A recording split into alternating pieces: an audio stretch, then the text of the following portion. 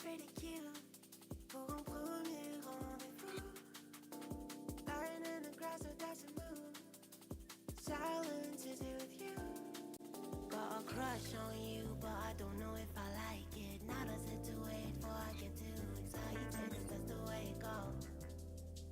Blood is fun on every rose.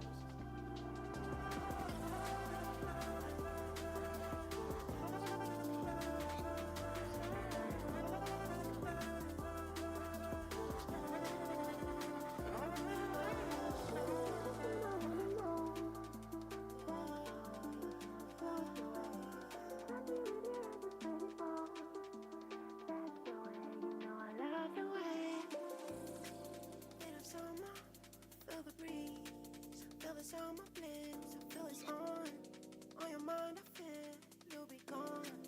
Out of my line of sight. Boy, don't let me down.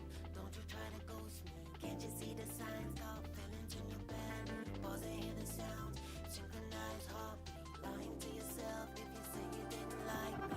Crush on you, but I don't know if I like it. Not a sit to wait for I get too excited. Cause that's the way it goes.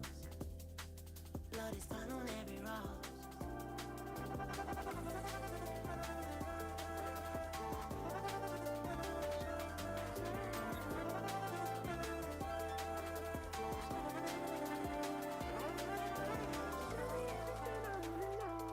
Arrell, it's going to come through in about 1 minute, okay?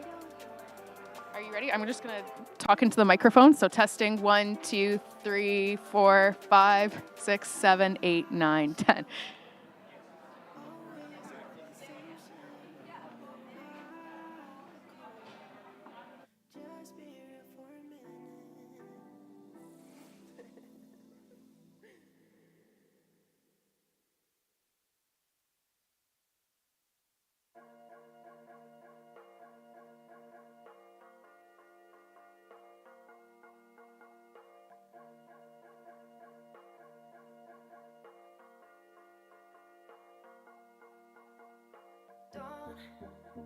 Say you ever help me, all you do is let me down.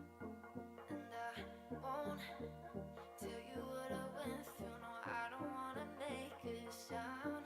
When we get close, you can't help remind me of reasons that I let you down. I push and you pull, can't win it all, but I always thought you'd stick around. I just needed shelter, wasn't looking for a heartbreak. I don't remember where we started in the first place.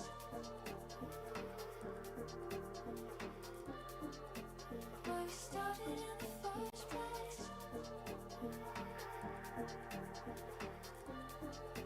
Where we started in the first place.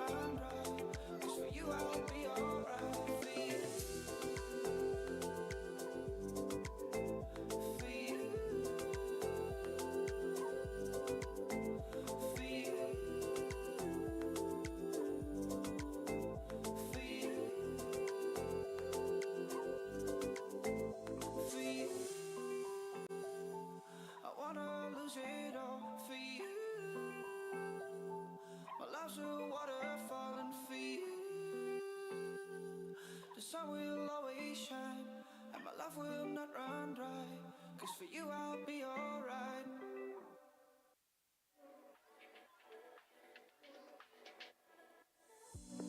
Turn away, start again, make amends. I need to feel what it's all about. Need to know, how does it feel to be on your own? Holding you down when you lose control. I know it's hard, but I need to know. We're just to go, we're just to go.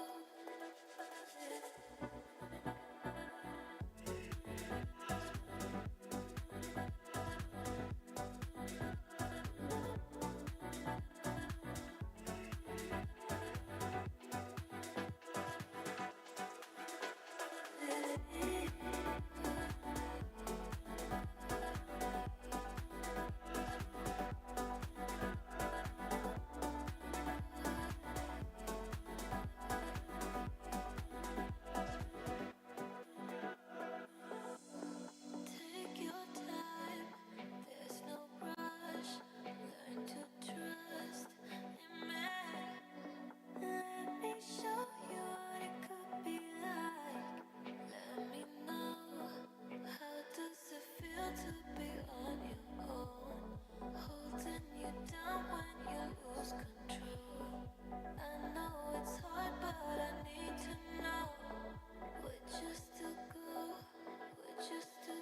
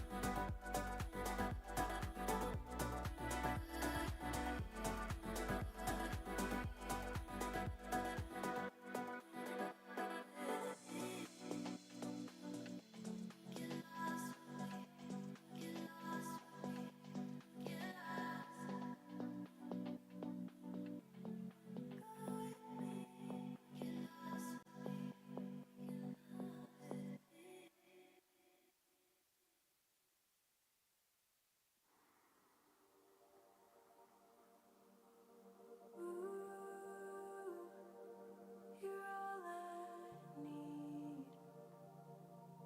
The hair underwater to help me breathe. And I'll spend 100 years until life's over with you, my dear.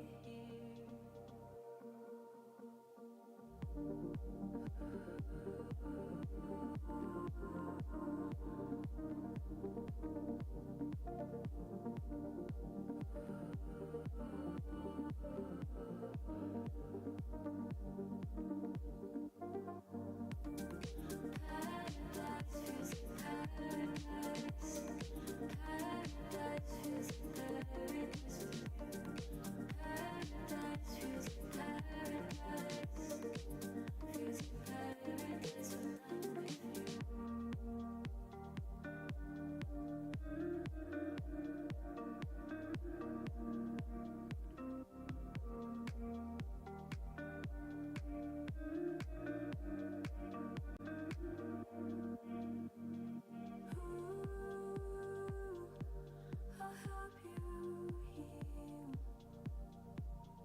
to make you stronger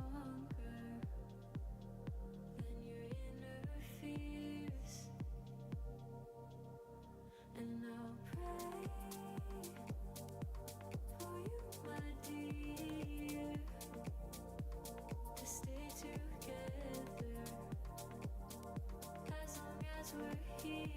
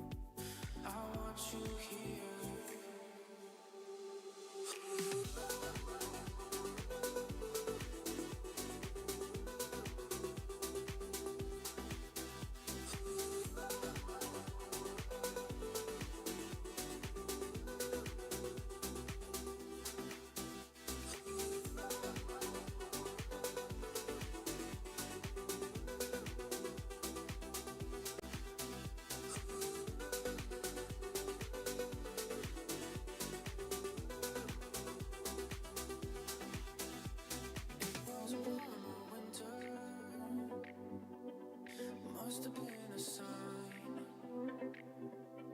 Fire's growing bigger. Happens every time. The weight of this feeling. This time. I want you here with me. I want you here.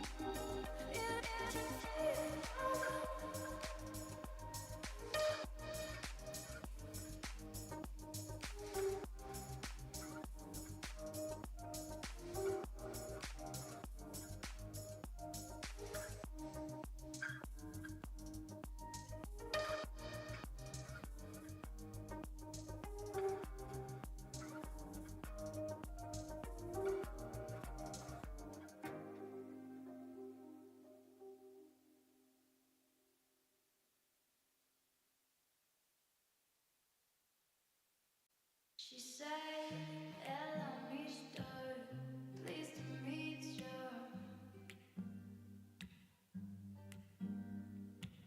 I wanna hold her, I wanna kiss her. She's made of faces, she's made of faces. She drive me crazy, she drive me crazy.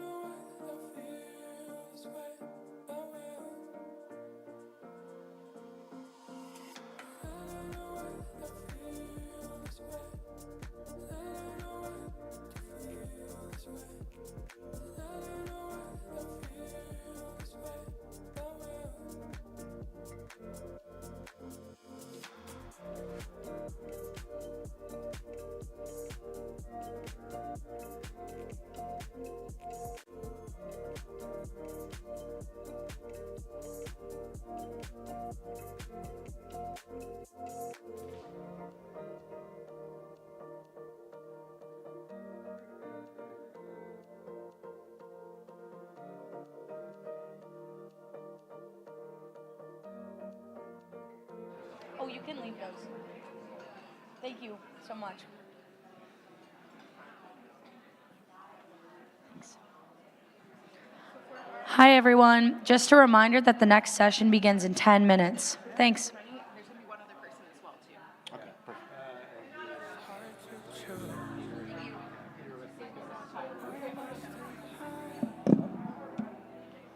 From all you do,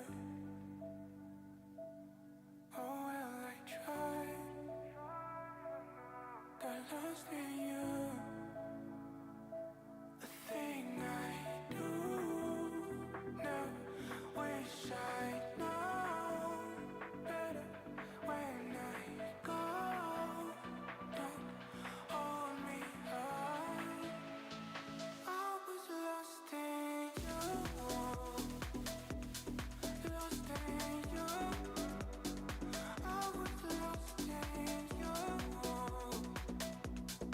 Lost in you. I was lost in you. Lost in you. I was lost in you. Lost in you. When in the end, it's hard on me. How do I say that from what I see?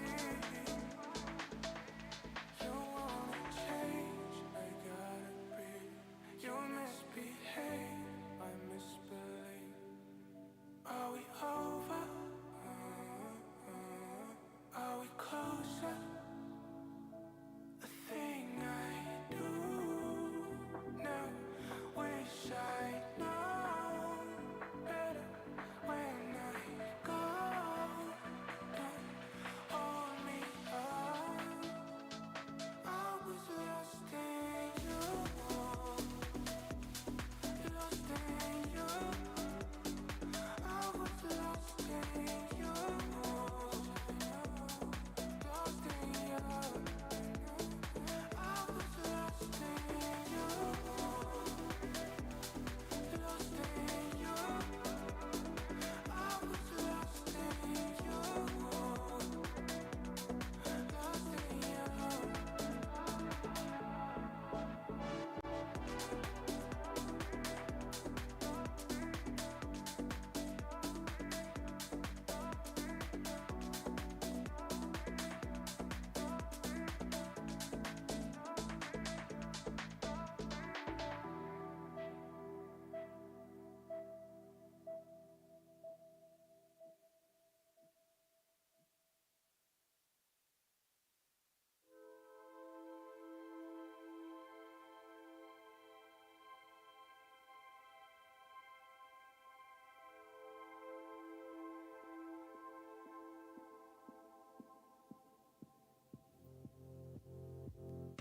Stumble.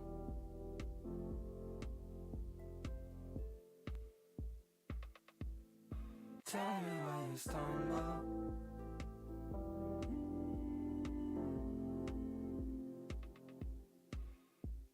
I'm so lost.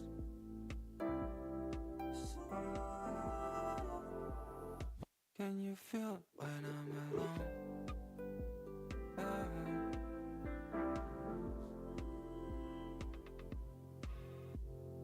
Stumble.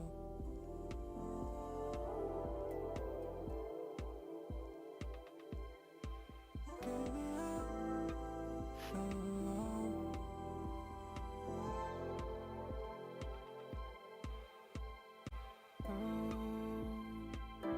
Catching feelings, getting cold. Up and down to stare at cold. Tell me why you think I'm lost. Stumble.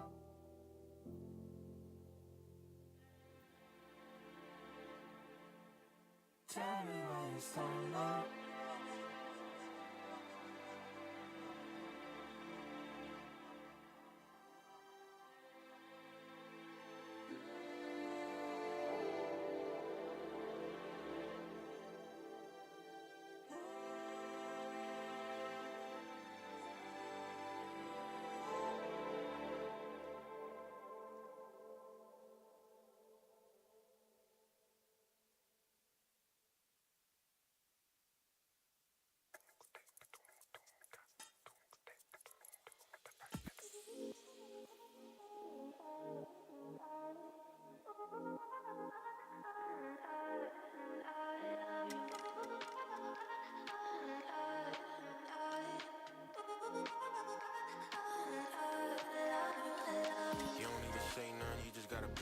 Same frequency, girl, I ain't gotta think. Give you what you need, I'ma start with a drink. Probably end with your clothes off, naked on the sink. Still in my 20s, so I'm trying to feel free. Excessive with the weed, but that shit don't kill me. Uber ride home, I let you play Britney with your friends, and I'm deep down, I'm thinking Whitney. I will always, I will always be quick to take off that top, making that big body pop. I will always, I will always be there. How can I love you though? How can I love you?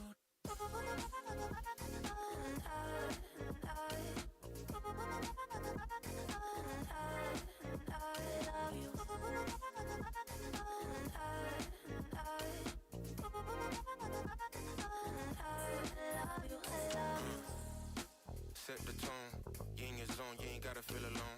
Blowing up your phone, knowing well that you're home. I just passed by your crib in the living room, lights on. Think about myself too much, relying on me, but I'm the wrong one to trust. You're the one for me, and I'm privileged lust. This time I should've focused on love and not puff. Let the goods go around, let the guitar round. Let the goods go, let the goods go, let the goods go, let the goods go, let the goods go around. Let the guitar round. Let the goods go, let the goods go, let the goods go. I will always, I will always be there. How can I love you though? How can I love you?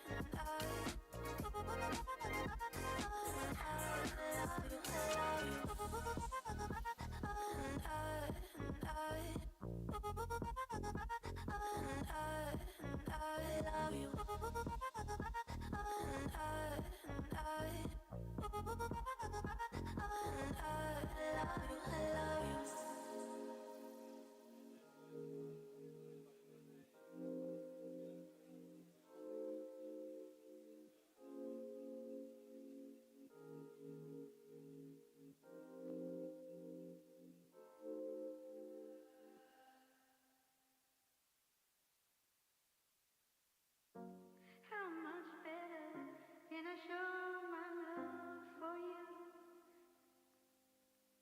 And say I do, I do, I do.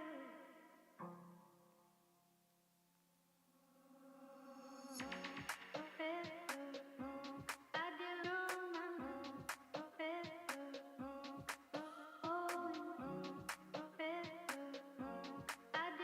my can I show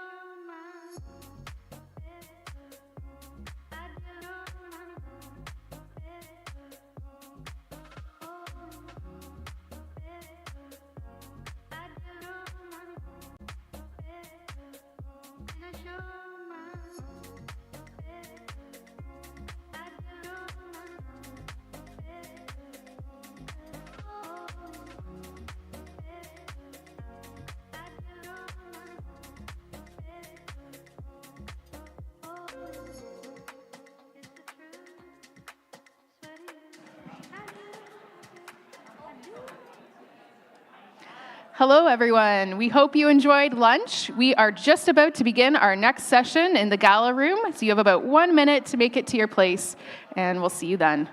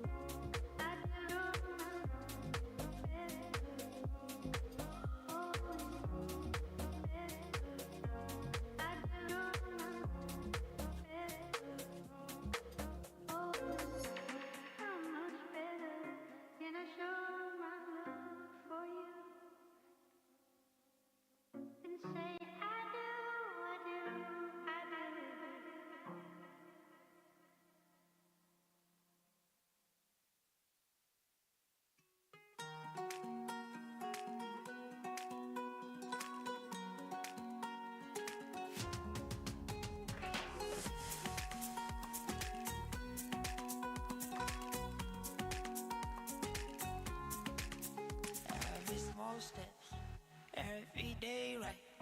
Keep this space now and do not lose your way. Innocent face has one side always, hidden inside, so do not be afraid. You got to show you now, you got to fight. You got to give them patience and time. You got to show you now, you got it right.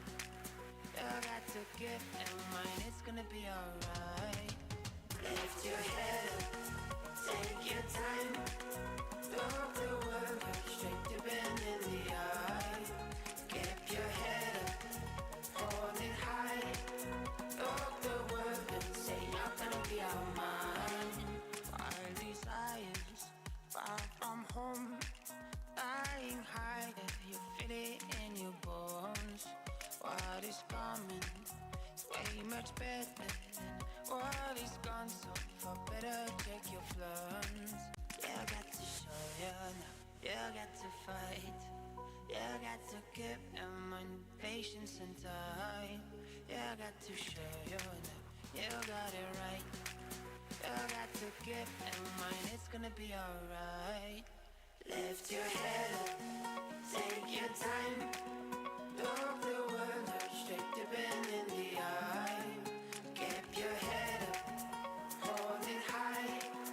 Look the world and say you're gonna be our mind.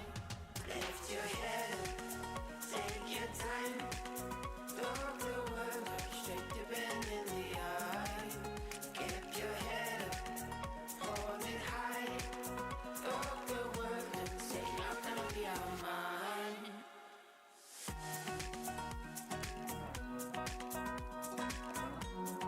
You're gonna be our mind.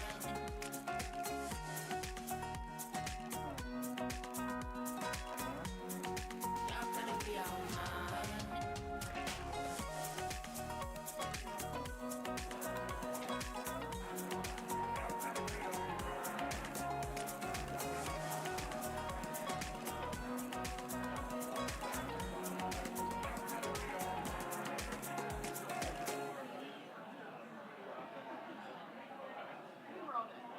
So if you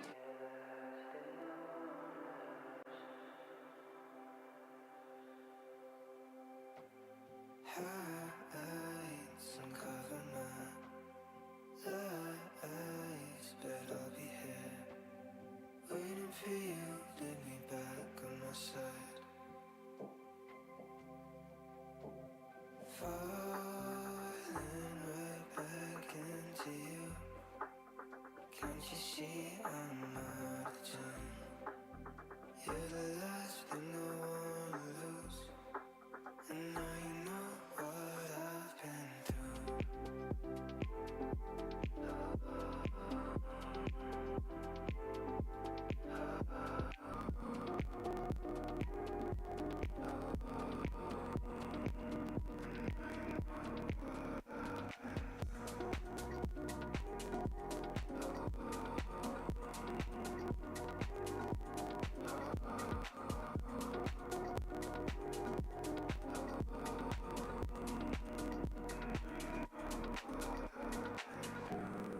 So I'll stay your way, headed over here. I'm not ready to be on my own. Now I'm falling right back into you. Can't you see I'm out of tune? You're the last thing I wanna lose, and now you know what I've been through.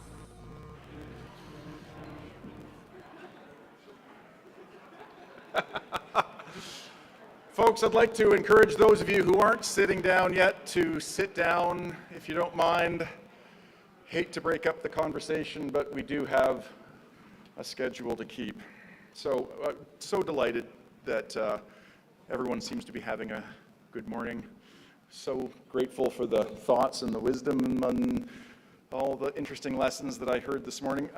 One of the key components of the Arrell Family Foundation's transformative investment at the University of Guelph, a $20 million investment made about 5 or 6 years ago, was to honor an Innovation Award winner, 2 Innovation Award winners, one focused on community and one focused on research. So we're at the stage of the proceedings where we are going to do that. And it gives me great pleasure to introduce to you Laura Arrell, who I spoke about briefly this morning. Laura is one of Tony and Ann's daughters and is the director of Arrell Family Foundation, has become, I'd like to say, a close personal friend over the last few years, Laura, of working with you. And as I said this morning, taken a personal leadership role on the national stage of pushing, in particular, school nutrition and school lunches, amongst many things that the Arrell Family Foundation funds. So it is just a huge pleasure, Laura, to invite you to stage to handle the next stage of the proceedings. So thank you, everybody.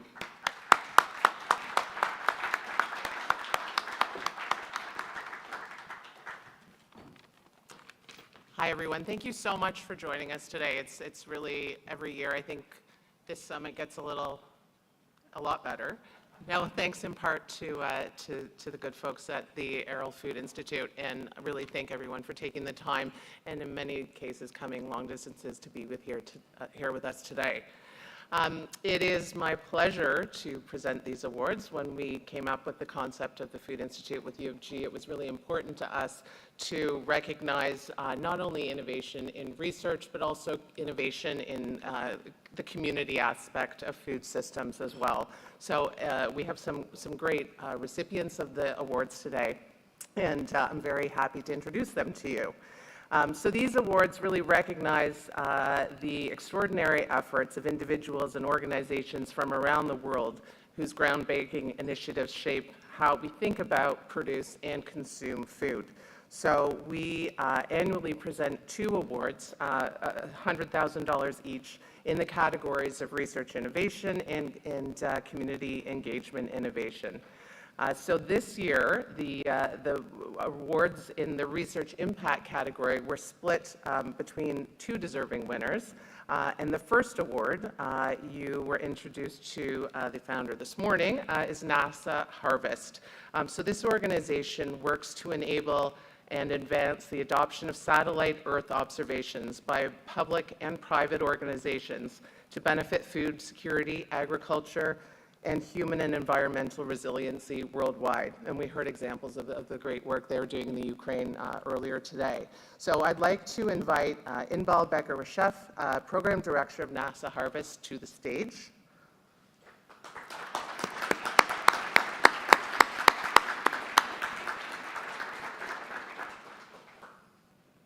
And I think we have a video to show as well.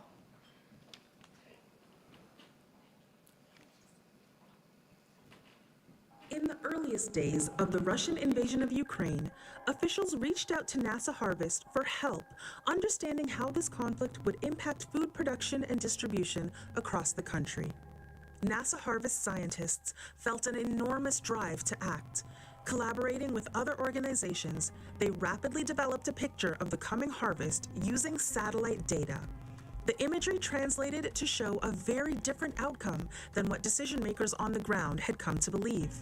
Not only had more wheat been harvested than expected, but there was a clear picture around how much of that harvest Ukraine had access to, allowing officials to make better informed decisions on when and how much food to export. To manage our global food system, we will need reliable agricultural data, despite floods, wars, geopolitics, or whatever climate change throws at us. No matter what is happening on the ground, NASA Harvest is working to provide accurate data that can lead to decisions ensuring food access across the globe. Congratulations to NASA Harvest, winner of the 2023 Arrell Global Food Innovation Research Award.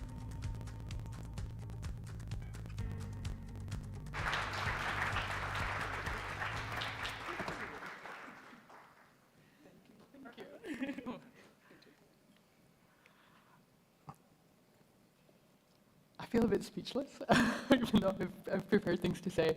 I'm extremely honored and proud to be here to represent NASA Harvest on this award. I think you've heard a little bit about the work that we're doing also in the panel earlier this morning, so I'd like to take this moment actually to thank many, many people who've made this work happen. And first of all, I'd like to thank and acknowledge our Ukrainian colleagues. And I'm going to go through several names, but it's important for me to really thank the people who've made this work happen, including Dmitry, Alexander, who have been colleagues for many, many years, and actually without a long-term relationship that we've had, we wouldn't have been able to make this work happen, to the first Deputy Minister, Taras Vysotsky, and Tatiana Adamenko from the Hydromet Center in Ukraine. To the NASA Harvest team, who I'm so proud to be working with, because I think this was such a high-pressure challenge for us to take on. It wasn't a research project that we could just have results and publish. These results actually made a difference, and they, in some cases, went against what most people were believing was happening. And so really the team worked day and night for a long time to be able to produce this information, and continues to do so. And in particular, I'd like to recognize Yuval Sadeh, who should have been here with us today and unfortunately was not able to come, but I think is online, to Joseph, Shabri, Sergey, Eric, Abdul, Alex, and I have many names, so just bear with me, Sheila, Mehdi, Saeed, Ritvik, Mike, Blake, Brian, Natasha, Jong, Fengji, and Chris Justice. I think it's without the incredible work of all these people, we wouldn't have been able to do this. I'd also like to personally thank somebody who inspired me to work in Ukraine, and I actually did my PhD on yield forecasting of wheat in Ukraine, and spent many crop travels with the USDA Foreign Ag Service, Mark Lindemann, who really taught me to understand and to appreciate and the value of understanding local context and ground context in order to be able to develop these kinds of solutions and work. And without those relationships, we would have not been in the position to have done this work, and to many farmers that we met on many of these trips. I'd like to recognize Planet. They have provided us over $5 million worth in value of satellite data to be able to conduct this work, and of course to NASA and their support, including Brad, Lawrence, Tom, and Karen.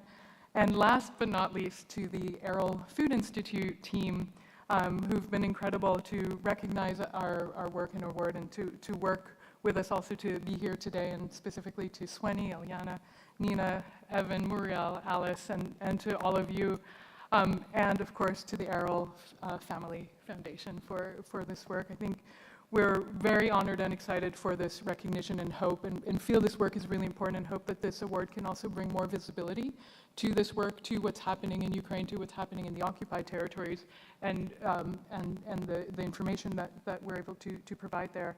And we plan to use this award to continue this work, and specifically to support the participation of our Ukrainian colleagues in guiding this work, because again, going back to the conversations this morning, you can't have an impact if it's not co-led, co-developed, really for the use of those that we're developing these information for. So it's a huge honor, and a huge honor to have Mary here along with us, our Deputy Director for NASA Harvest.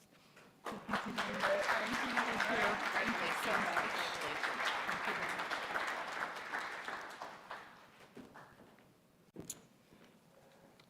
The second Research Impact Award this year is awarded to Sweet Health. Sweet Health is a real trailblazer pursuing a vibrant and healthier world. Sarah Bonham, who is the founder of Sweet Health, aims to improve human and planetary health by utilizing and reinventing upcycled ingredients from agricultural waste. So a really worthy initiative, I think you'll all agree. We can watch a short video about Sweet Health, and then Sarah, I'll ask you to come to the stage. Sarah Bonham is an exceptional innovator who is creating plant-based products that enhance human and planetary health outcomes. Early in her career, she was at the forefront of developing sustainable and compostable bioplastics from soy. Her research also helped to advance plant-based dairy alternative products that have nutrition similar to animal dairy, with a taste and texture to match. Using these breakthroughs, her first company introduced shelf-stable nutritional beverages that supported gut and brain health for seniors. Sarah's newest focus as founder of Sweet Health LLC is putting her research into action with a food as medicine approach that uses climate-friendly, upcycled ingredients to create products with benefits to the whole family. She recently won NASA's Space Apps Challenge for her work on climate change with food and agriculture. The world needs innovators like Sarah, innovators who can see the bigger picture and make a difference in nutrition, food systems, and global health. Congratulations to Sarah Bonham, winner of the 2023 Arrell Global Food Innovation Research Award.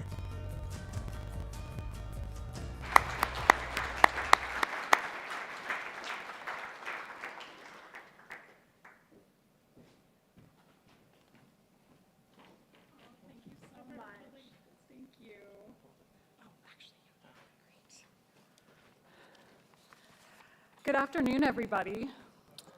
Wow, what a beautiful video. Thank you. Oh my goodness. I am truly honored and grateful to accept this prestigious Global Arrell Food Innovation Award for research. Thank you so much for this incredible recognition. As food innovators, creators, and scientists, many of us are driven by this unrelenting passion and curiosity to improve our craft. No matter how big or small the changes may be, we always ask ourselves, what could be? How can we create change and innovation for good? And it's this commitment to question the future that fuels our work and define our impact. The core inspiration behind my work, as highlighted in the video, revolves around innovating novel solutions that both prioritize human health outcomes, but that are also climate resistant. Whether it be innovating plants to taste like milk, create novel solutions for healthy aging, where only 1% of innovation really targets senior health today, or prototyping new early development projects and use occasions, I'm excited and encouraged pairing the two, human health and the planet, to create a unified mission for my work. Guelph has always held a special place in my heart. As some of you may know, I'm a proud alumni of the University of Guelph and received my master's in biological engineering at this institute over a decade ago. It was here that I had the privilege to study and pilot projects and products under the guidance of extremely exemplary scientists and thought leaders, many who are here today. Since then, I've created businesses and products from benchtop scale all the way through to commercialization nationwide across North America, and I've consulted for top CPG companies globally. My work's brought me to Asia, Europe, Silicon Valley, and now Los Angeles, where I reside. But yet there's no ecosystem in the world that I've experienced as uniquely collaborative and special as the one I found here in Ontario, particularly within the Guelph-Waterloo region. With that said, I'm committed to utilizing these funds, so thank you so much for this award to continue innovating in early development consumer products that focus on targeting human health outcomes and bettering climate outcomes. I wish to extend my deepest gratitude to those individuals who've supported and believed in me, from my graduate school advisor, Dr. Manju Misra at the University of Guelph, the HQP scholarship from AMAFRA that I got way back in 2009, to my parents, my husband, and key mentors like Jody Puglisi at Stanford, Arvind Gupta from IndieBio, and Danielle Graham. I've learned that being an exceptional innovator is crucial, but having the people who believe in you and support your work to flourish is equally as important. It's this ecosystem that allows innovation to thrive. Myself, as part of that ecosystem, will continue to mentor and support the next generation of STEM innovators with a special focus on food and agriculture. And I always want to say this, I forget who quoted this, but in a world that sometimes seems bleak, it's really important to remember that only those that can believe they can change the world are the ones that actually do. So we must persevere and believe and stay positive. So to close, I extend my sincere appreciation for this acknowledgement to the Arrell Family Foundation, everyone that's put on this award, this summit, Sweeney, Evan. This award represents one of the highlights of my career, and I'm just truly honored. So thank you so much, and my sincere appreciation for this acknowledgement. So thank you.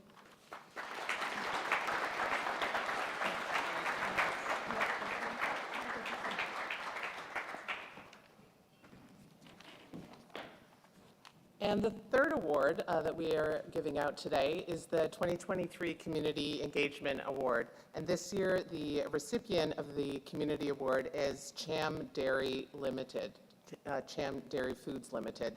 Although Aisha Bashir, who's the founder of Cham Dairy Foods, couldn't be with us in person today, her impact resonates far and wide, and we will be hearing from her in a video message that we'll play shortly. Through Aisha's dedication and innovative approaches, Cham Dairy Foods has fostered meaningful connections within communities, promoting sustainability and social responsibility. And let's hear a little bit more about them right now.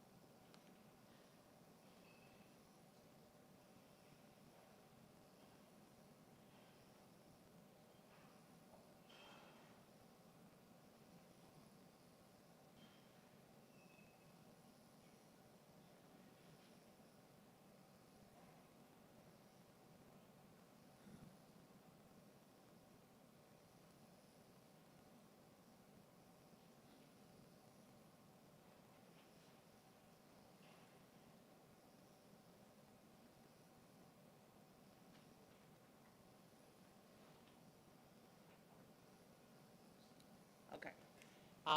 If they get it going, we'll certainly play it. Basically, wanted to say a big congratulations to Aisha as well and Cham Dairy Foods. Cham is a female-owned and led pastoralist-driven social enterprise, creating a new economy in Nigeria based on fresh dairy. This work aligns with community customs while navigating gender-based economic transformations to support marginalized Nigerian smallholder farmers at every step. Despite being rich in cattle, Nigeria currently imports roughly half of their milk, often as powder. Cham's infrastructure acts as a two-sided marketplace, connecting remote pastoralists with a market for their fresh milk. Optimized for social good and food resiliency, this increases their income while increasing community access to dairy locally. The benefits are also felt by the young men in these poor communities who collects the milk for distribution while helping to address widespread nutritional gaps among women and children. Cham's ambition is to establish a dairy industry that will help Nigeria become a net producer of milk by 2050, providing 5 million pastoralists and 100,000 rural youth entrepreneurs living in extreme poverty with an income boost, and millions of consumers with vital nutrients for long-term development. Congratulations to Cham, winner of the 2023 Arrell Global Food Innovation Community Award.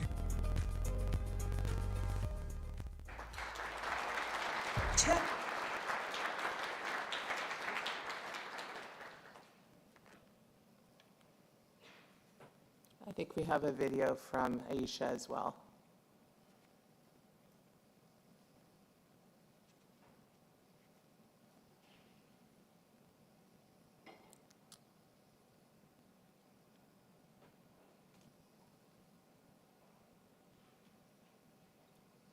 Hello, everyone.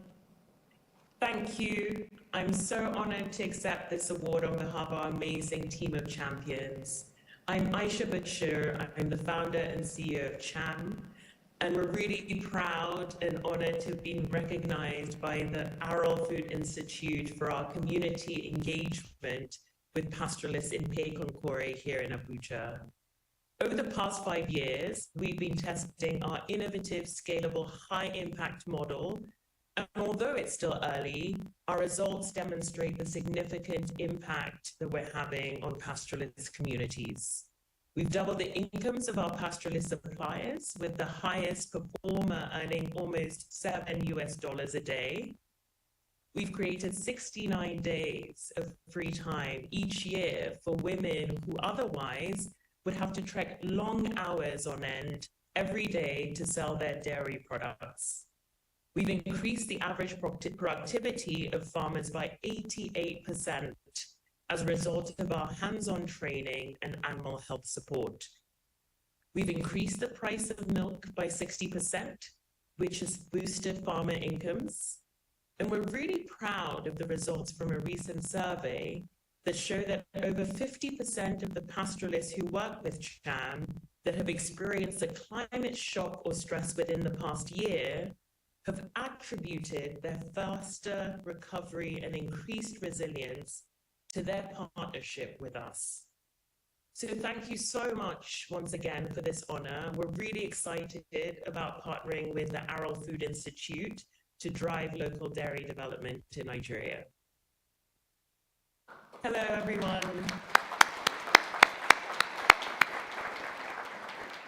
So just in conclusion, wanted to say to all our award recipients in 2023, congratulations. Your ingenuity, your determination, and your passion are really driving forces between transformative change in our food system. So congratulations to you all. Let's continue to work together to innovate, inspire, and work hand in hand to create a more sustainable and nourished world for generations to come. So thank you very much. I would now like to welcome to the stage Rennie Van Acker, who's Interim Vice President of Research, and Peter Dillon, at University of Guelph, and Peter Dillon, who is President and CEO of Richberry Group, to the stage for our next session.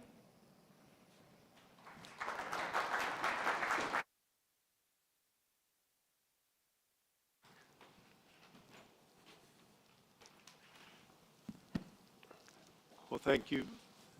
Thank you very much, Laura, and welcome to Peter. I'll do a little bit more fulsome introduction for Peter. The session is called Feeding the Future with Canadian Innovation, and we have the pleasure of Peter Dillon being here with us.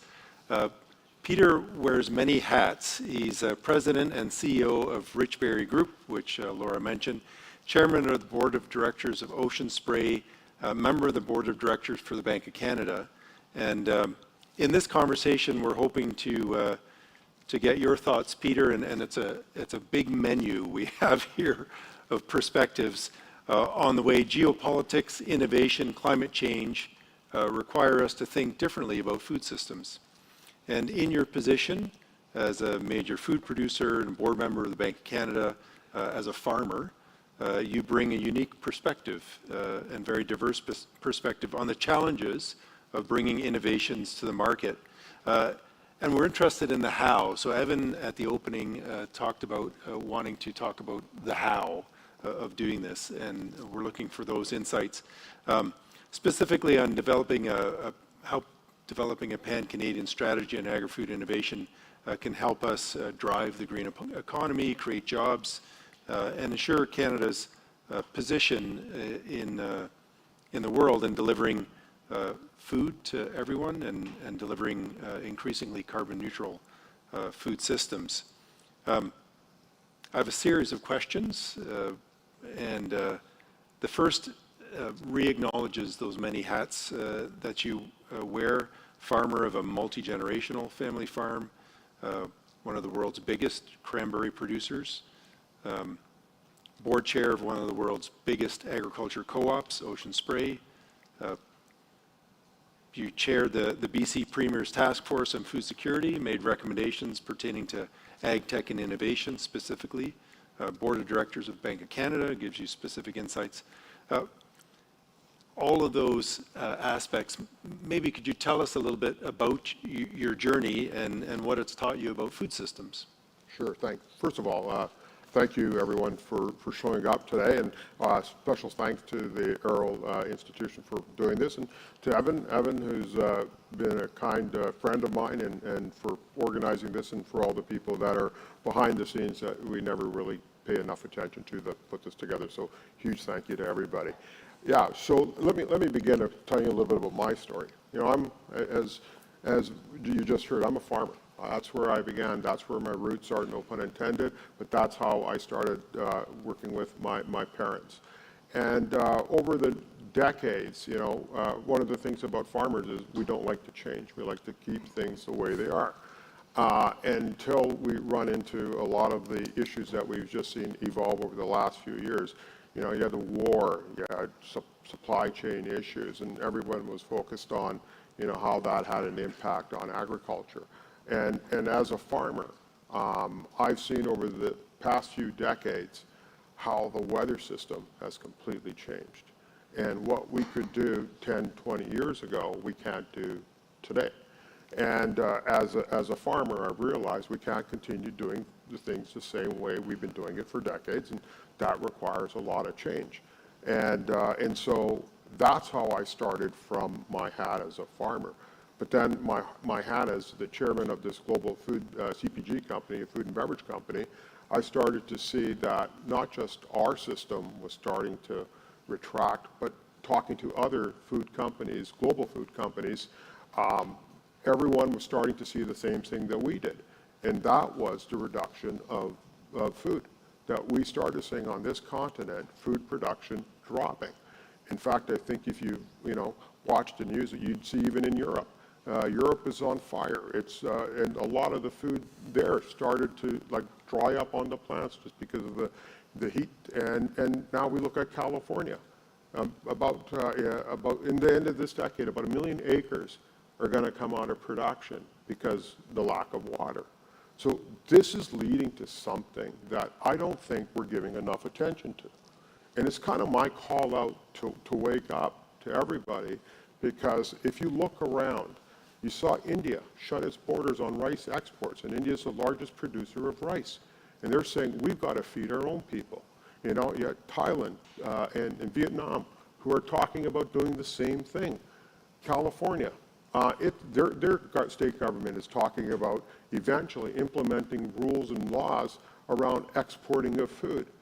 You know, this should be like a wake-up call to everybody. You know, I'm as a farmer, I'm seeing it on my crops. As a chairman, I see it in a global system where there is a decline of food. I've seen where competitors and food companies are starting to say, we need to come together. This isn't your problem, this isn't my problem, this is our problem, and we need to start solving it. And so from the geopolitical side of it, you know, how come government hasn't woken up to the fact that I think we're heading to a food crisis? Because it's really simple. It really is. Food production is dropping, yet population is growing.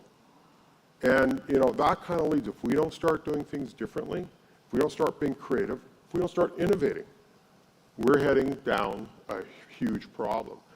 You know, just imagine 10 years ago, if we started talking about housing, and do we have efficient housing to, you know, supply Canadians in the future? But we're solving for it in the moment. We're not if we had some of this evidence before, we had thought about it and been innovative, we could have hopefully avoided a lot of the housing problem. I'll tell you the difference is, if we wait to solve the food crisis in the moment, it's going to be a lot uglier, believe me, a lot uglier than a housing crisis. So my push and my call to action is, don't listen to me, just look around you. Everything is burning on this planet, and food is as well. And we need to start thinking differently. We need to start innovating. We need to protect the conventional system as much as we can, but we really need to start taking action. And we need to start calling out our leaders and saying, you need to start thinking about this, and don't bring it to us when we're in the moment. Sorry, that was a long-winded answer to your question. That's perfect. I mean, you're setting this up very well and making it very clear that you see a crisis, not only a crisis emerging, but a crisis now. And as you say, acting now is vital. As a follow-on to that, you know, we often hear people talk colloquially about food systems, but we don't always in that hear an acknowledgement of the scale required. So scale is important, nor do we necessarily hear an acknowledgement of the fact that by and large the food system exists in the private sector. It's in Canada, tens of thousands of companies, globally hundreds of thousands, perhaps millions of companies that are the food system. why is scale and the fact that it exists in the private sector, why is that important, and how does that play into the crisis? Yeah, well, I mean, we're fortunate as Canadians, let's be honest. We go to our grocery shelves and they're full. And so we don't really pay enough attention to the food system. Like, what does it take to keep those shelves full all the time? We're very, very fortunate in this country. I mean, we saw a little bit during the pandemic when the shelves started going a bit empty and everybody got excited and worried. But there is so much that has to occur to continue to keep our shelves full. Go around the rest of the world where, you know, those shelves are at best half full. And I don't think we pay enough attention as Canadians what it takes to put a food system in a way to continue to bring a consistently steady supply of food to those shelves. You know, I run into people who think that a food system is the, what are those things on the weekends called? Farmers markets, right, yeah. But that's how you buy your food and that's how we should get it. You know, you need scale, you need these big companies to continue to feed the population. And I think we are so complacent because we have you go to your store, you see your shelves are always full. And so we don't think about it. I don't think it's not front and center.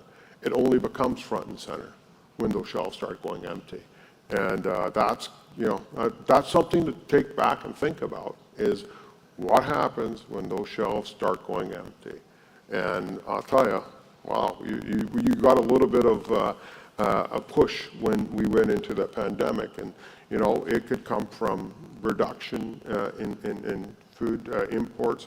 It can come from geopolitical issues. If the United States decided it wants to shut down the border, you know, as Canada, where almost half of our year is in winter, we rely on others to provide our food. And so then you ask yourself a really important question: what does sovereignty mean? In my interpretation of sovereignty, you know, it's about having food security. And then what is food security? And a lot of people think that food security begins and ends at the farm, but it really doesn't. It does begin at the farm, and we can identify what a farm is. But in my mind, it ends at the shelf.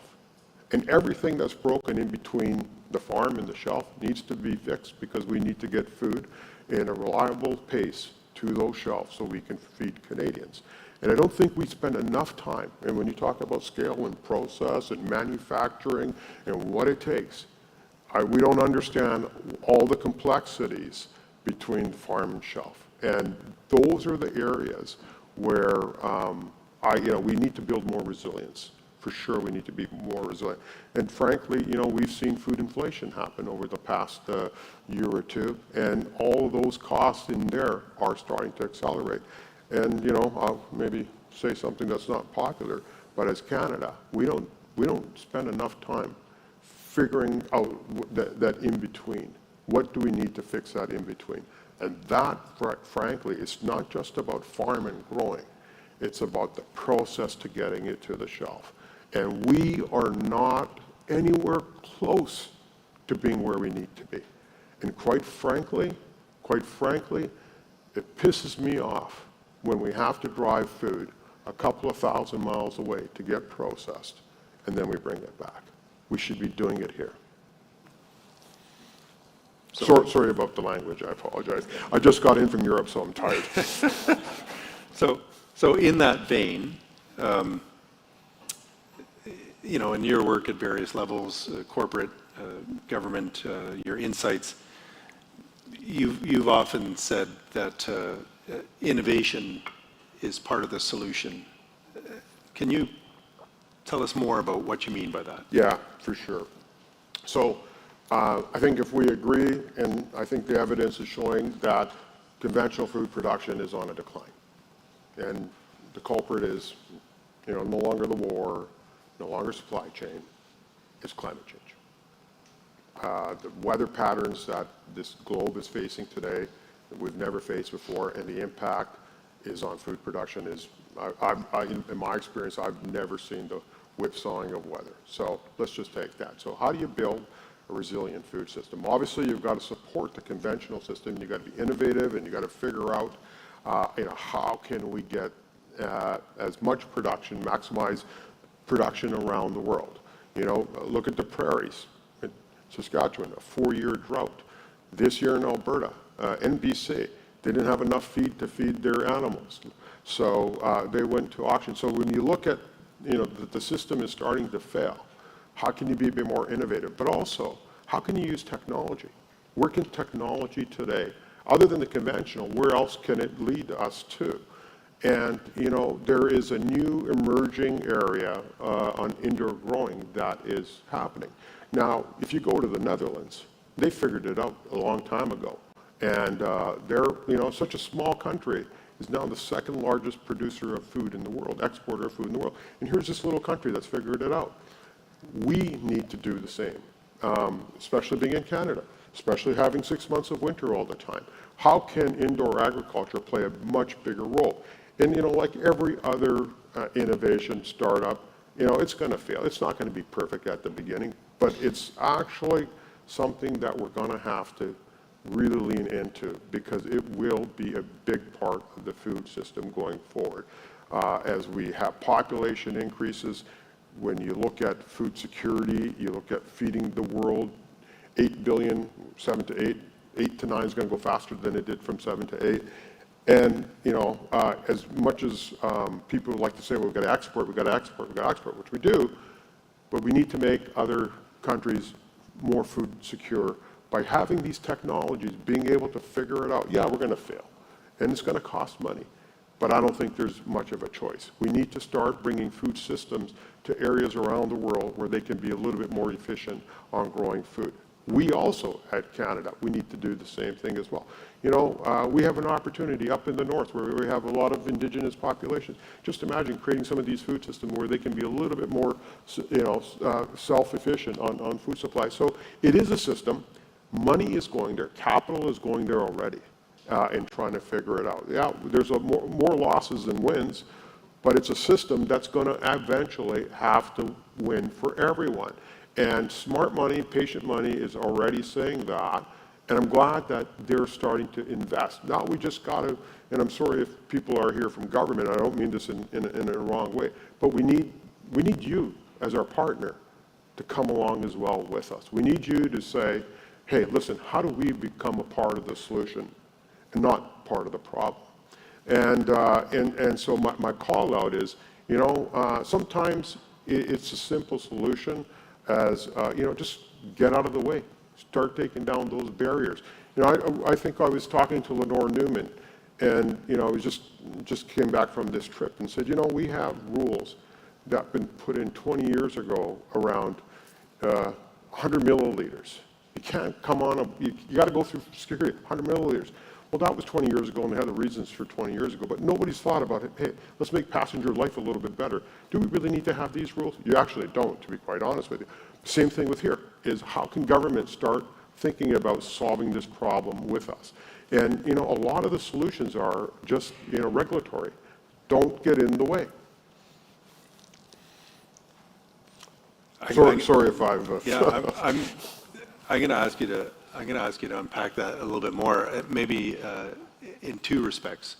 One, on the plus side, why should or could Canada be a leader in terms of the innovation you talk about, these goals of food production, being a leader in the world in terms of food production, which we are, but maybe not to the same extent as Netherlands, for example.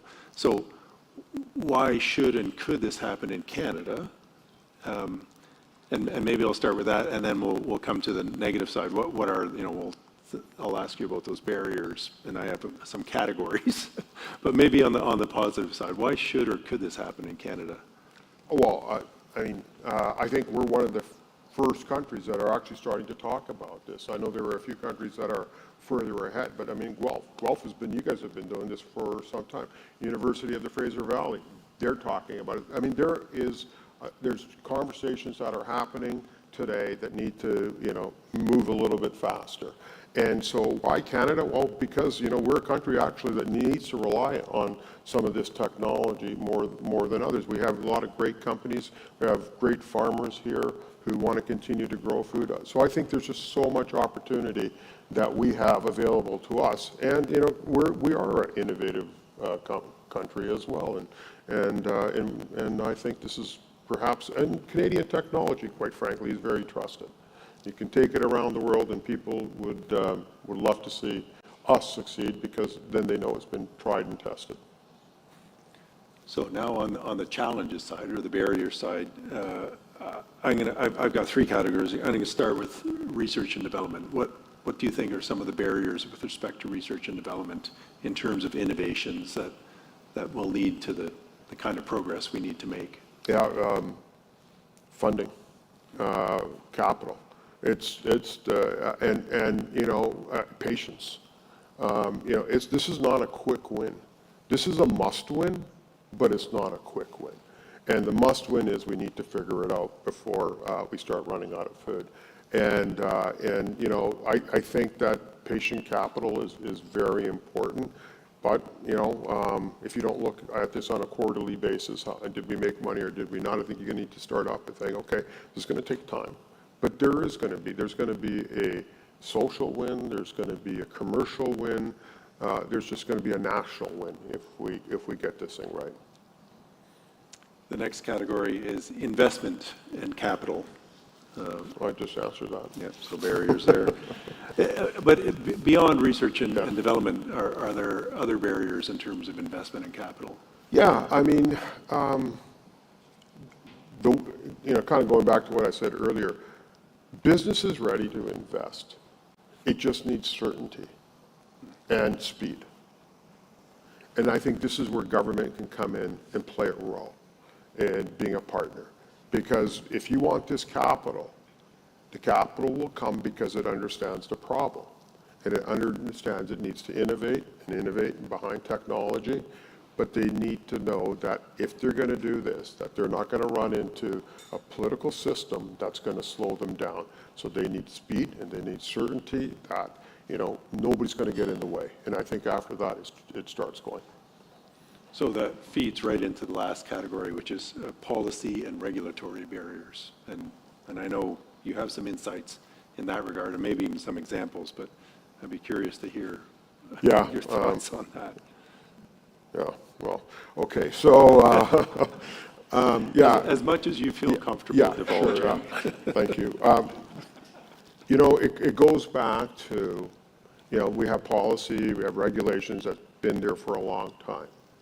And nobody wants to kind of blow the dust off the books and say, okay, do we need to do things a little bit differently?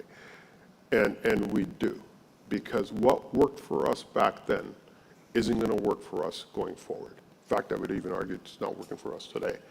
And, what kind of got us here is not going to get us there. You heard that expression many times, but it's actually true. Some of our policies, some of our regulations, they're actually slowing us down and getting in the way. And, we need to, if we start taking the approach of what are we trying to solve, and then does those policies and regulations, do they work on the problem that we're trying to solve? If we start there, we can actually get a lot further, a lot faster. But we have to have committed people to say, all right, what's the problem and how are we going to solve it? Do we have the right platforms? And I know that question came up earlier. Do we have the right platforms? This is a platform for learning about, talking about, listening in terms of these issues. I mean, do we have the right mechanisms for organizations to understand what's going on, for governments to understand what's going on to spark the innovation that's needed?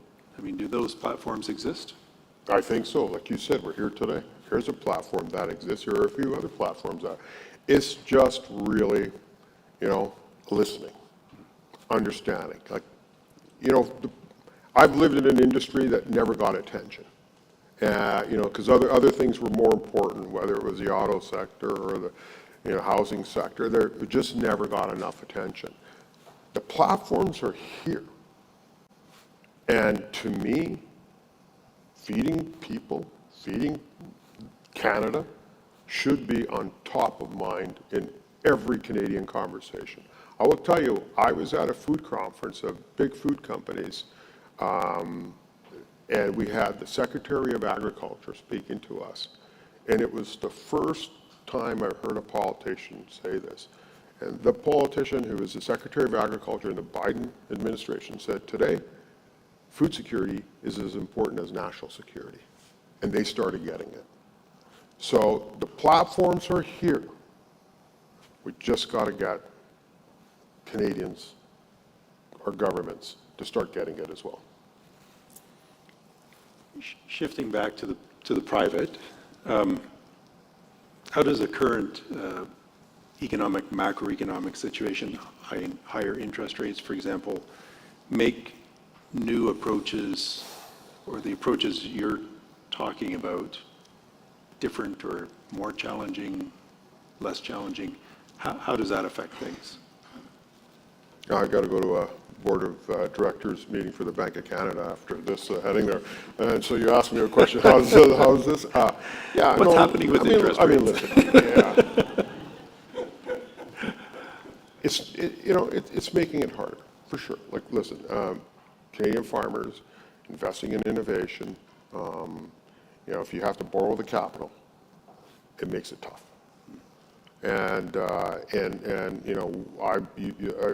I know farmers who have innovated and borrowed money and are having some challenging times today, and hopefully there will be a day in the not too distant future where we see those interest rates starting to come back down again. But it is tough, and many sectors are going through the same thing.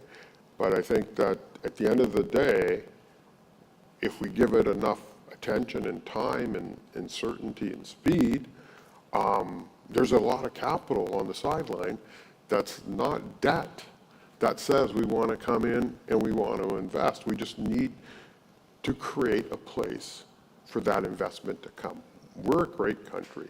We should be making sure that capital wants to come to Canada and nowhere else. But unfortunately, the capital is going somewhere else today.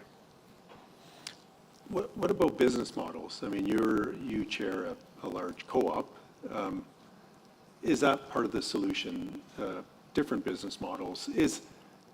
Are there examples in the agriculture and food sector that are different from other sectors, or are there ways that the agriculture and food sector maybe isn't adopting different business models than other sectors maybe, or should there be a rejuvenation of co-ops, for example? Yeah, interesting question, and I don't know whether one model is better than the other. I think today, farming faces a huge problem, and that problem is succession.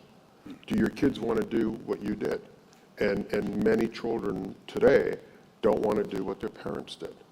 I was in 2018 in New York City at a ag tech conference made up of 300, young people, my age. Everybody was young, but they were all young people. And I asked them, what do you guys do?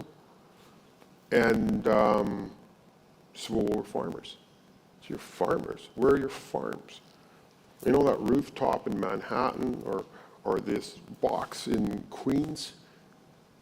We grow food. And they were so excited. It was such a moving moment for me, because when I walked out of it, I don't know if I'm going to answer your modeling question, but when I walked out, it hit me that today, this generation, it's not that they don't want to grow food, they just want to do it differently. We see our food system, a farm as a field and a tractor and a farmer. And some of the young people are saying, no, it's in a contained environment, wearing lab coats, doing things a little differently, but producing food. in a city where the people are. And it was such a like aha moment for me.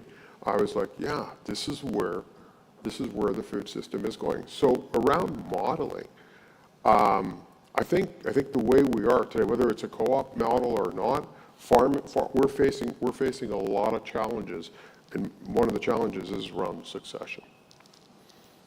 You know, that it's interesting because so I work in a university. When companies are approaching us, increasingly, almost exclusively, want to talk about pipeline, and you just told us about you know, experiences with young people who are very excited about the sector. But we find that that's generally a challenge, and I don't know if, you know, what's your experience in terms of finding the people you need to drive your business, for example, in this sector? It's so difficult. It is. I will tell you, if we didn't have foreign labor program, we wouldn't be having a lot of our farms. It's just that simple. It's not about Canadians and giving Canadian jobs, but Canadians just don't want to work on the farm. If we didn't have this system, even you know, kind of going back to Guelph, you know, I don't, even my upper management, I can't find people to fill in and recruit there. It's just become so much tougher to retain people, to recruit people in the conventional agricultural way. So for me, I think because I love to grow food, how can I continue to grow food knowing that I got to do it differently? And it's really about, I think, the tech, the innovation, moving from outdoor to indoor, and where those opportunities are going to lead in the future. But at the end of the day, I think it's the right thing to do, because, you know, what I love about indoor growing is you can do it in the city, and you could have fresh food to consumers in the day. You harvest it, and there you go. It's there, and it's nutritionally as good as the conventional way. In fact, some would argue even better. So I think part of that pipeline solution is if we could have more people hear you. So that this platform is important because you represent a much more sophisticated agriculture and food sector than many notions would have us believe. And I really appreciate that we're capturing this, because that can be part of our recruitment strategy. I think we're running a little to the end of our time here, but I want one more question, if that's okay. The clock says you're about a minute over time. Oh, am I? Oh, well, we'll just ignore that. One very quick question then. The last time we had a chance to talk about things kind of generally was 2019. We were with Evan, we were in a pub in Ottawa. I mean, you were as excited back then and as optimistic back then about the sector. What has happened since 2019, if you reflect back, that has been progress? Yeah, well, I think we're starting to see some of the technology that we were just talking about starting to emerge, starting to happen. Indoor farming is starting, and it's actually, there are a number of cases where it's actually been successful and very profitable, and they're doing, and I think some are right here in your province, right? I think even there's a realization on the conventional side of it. We need to start innovating. We're going to use drones. We're going to, do things a little differently. So the call to action is taking place, but it needs to be louder, and we need to start moving way faster than we are right now. Well, we'll leave it there. Thank you so much, Peter, for your time. Yeah, great. Thank you. Fantastic. Thank you very much.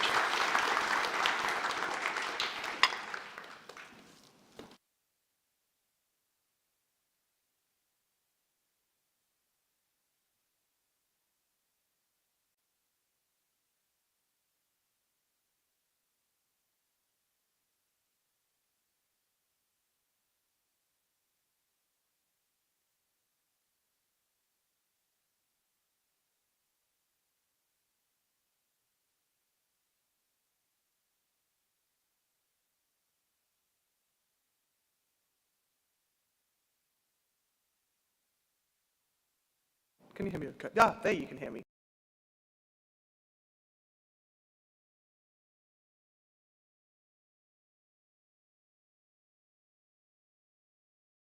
conversation between people who know quite a lot about it.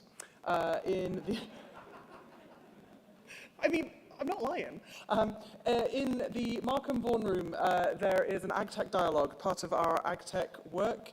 So that will be a lot of conversations between you and other Breakout participants.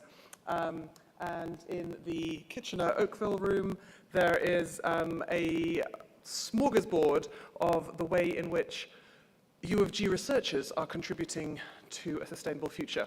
So there you will hear about research findings and outcomes, and they will be starting all in 5 minutes. So if you have an urgent need for a bathroom break, then go take it on your way to whichever breakout session most appeals to you. Enjoy them all.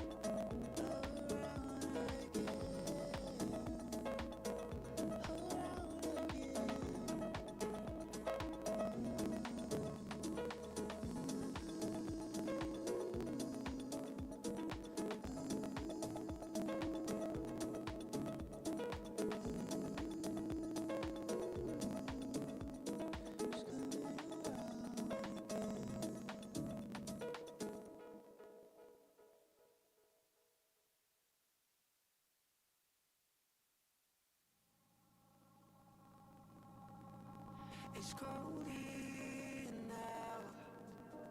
The love disappeared. It's all washed away. Left a blank space. I'm hollow.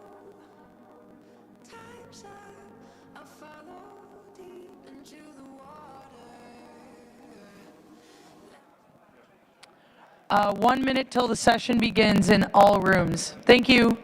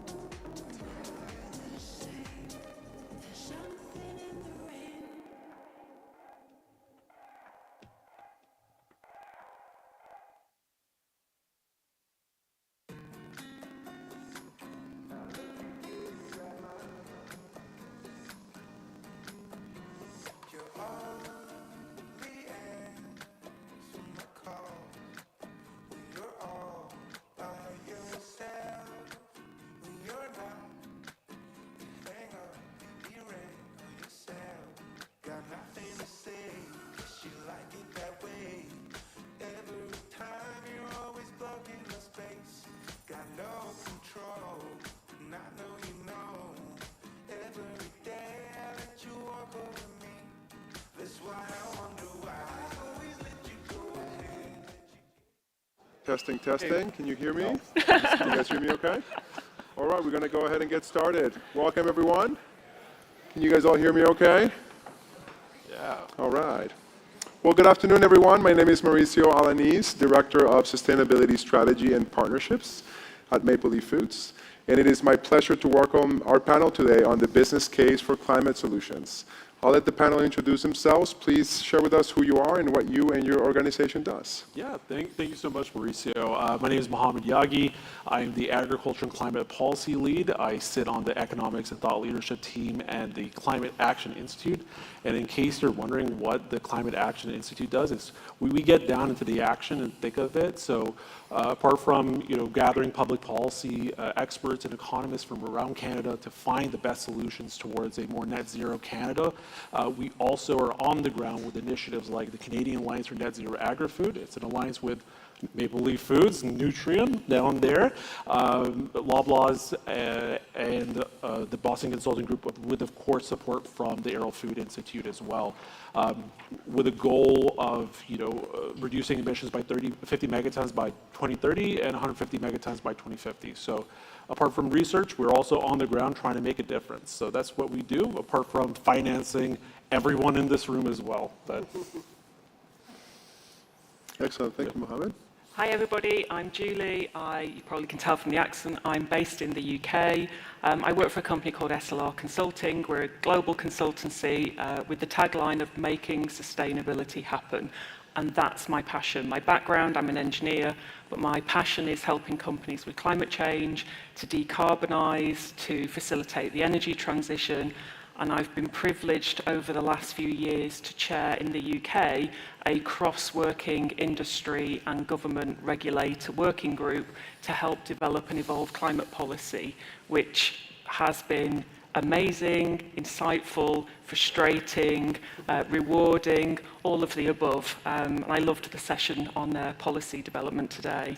So I am very, very passionate about helping companies, organisations, particularly in the food and beverage industry where I've worked the most, very passionate about helping make a tangible difference and to try and help get us on the road to decarbonise. Hi, my name is Ellery Burton. I'd like to start with the fact that I grew up on a farm in Manitoba. My grandfather's 89 years old. He's still farming, and he doesn't know how to work the internet, so I'll have to get him to watch this on YouTube later. But yeah, my passion is agriculture. My grandfather wouldn't let me take over the farm. He said, you got to go to school. So I got my degree in mechanical engineering at the Royal Military College, spent 10 years in the service, domestically and abroad. And then for family reasons, got out, passionate about product development. I spent a few years in the manufacturing industry, and the last, I guess, 5 to 7 years in food production at High Life Foods and a large equipment supplier in Western Canada, and really found my passion for bringing farming practices and knowledge together with technology to solve some of our biggest challenges out there. So I founded a company called Altera Innovation, which we have basically developed patented products for much of what Peter was talking about, solving the real problems on the farm and bringing additional precision tools and of course profits to farmers, to members of the food value chain.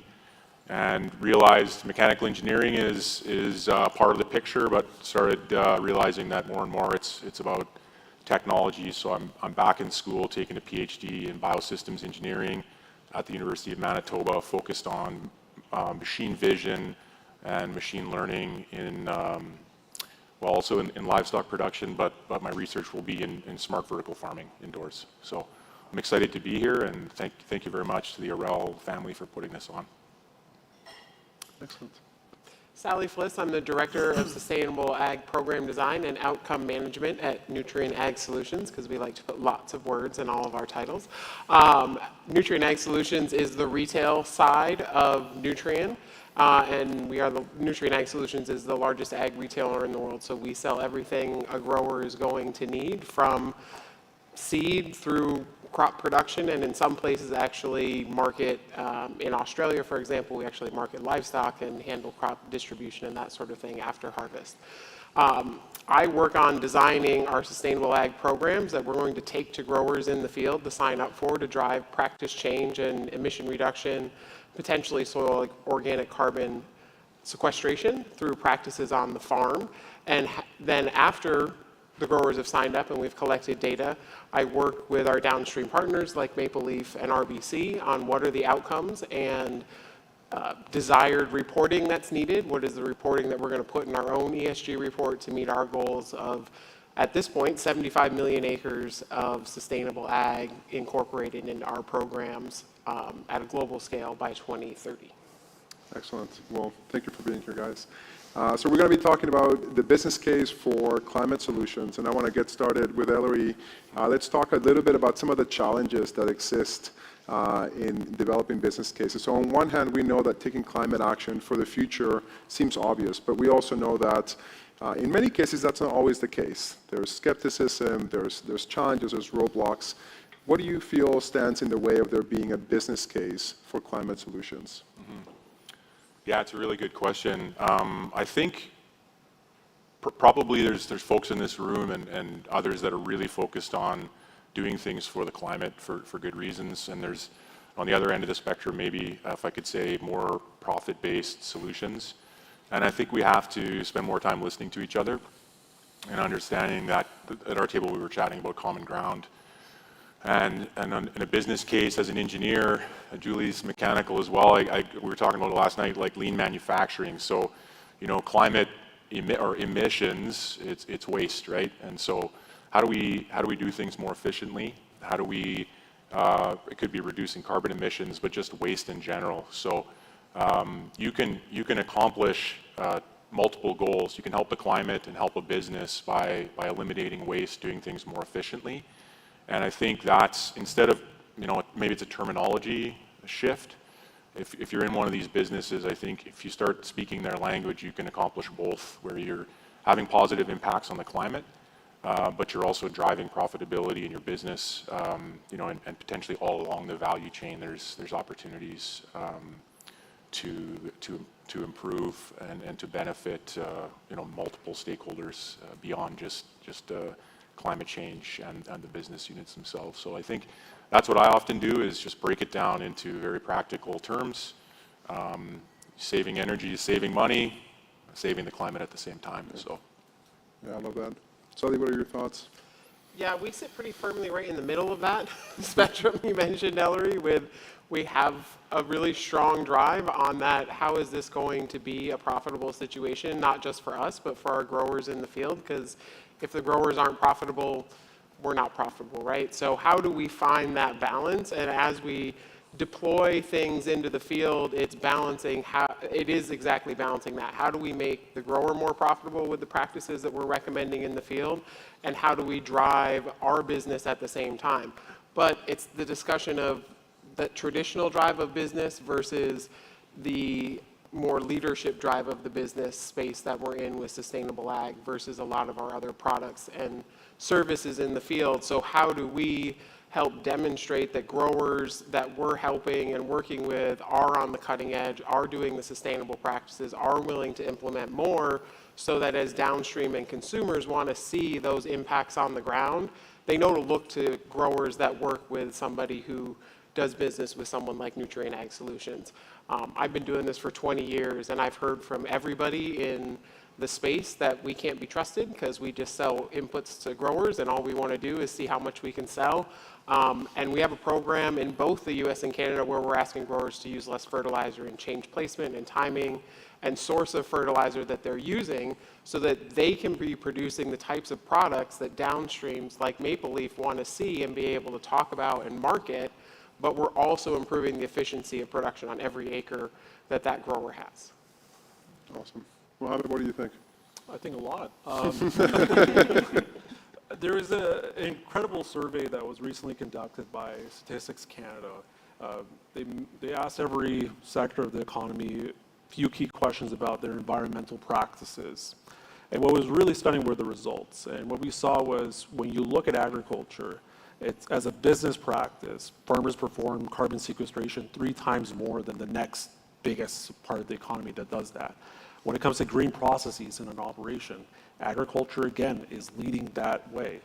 When you look at reduction in energy and water usage, again, agriculture leads that way. The real question we need to answer is, how can we effectively, as a business case, remunerate producers for what they're already doing on the farm right now? And when you look at and compare Canada to different countries, even the OECD, top food exporters, Canada, again, in terms of GHG or emissions per hectare, we're ranked second behind Australia when it comes to that rank. And of course, that's not the whole entire story. There's a lot of collective metrics that we have to consider as well. But effectively, how can we take this opportunity and reward financially the producers that are already doing this on the ground every day? And of course, I can talk about government and regulations and talk about, maybe there's a need for less risk management, because sometimes that's the risk itself, I guess, in an odd way.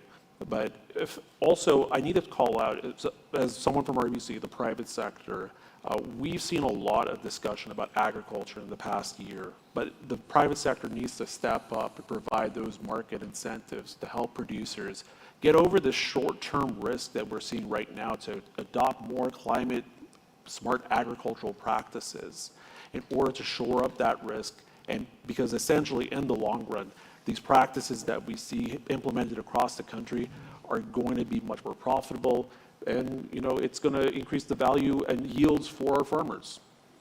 Awesome. Julie, what are you seeing across the pond? After 25 years of helping develop policies and implement them, I'm going to build on what Mohammed has just said in terms of the business case. So for me, what stands in the way of the business case is short-termism. And a lot of these solutions, like you were just saying, they need a lot more time and a lot more investment than what we're used to. So companies wanting to work with 2 or 3 year paybacks, we're not going to make the difference unless we're going for the 4, 5, 6, 7 year paybacks. So things like electrification. So in the manufacturing sector, a really big step change is going to be if we can stop using the fossil fuels and electrify those processes. But that's a massive cost investment and a very big payback. So that's where we need help. So for me, the first thing is short-termism, and the second one is, if this was easy, we'd all be doing it. It's hard.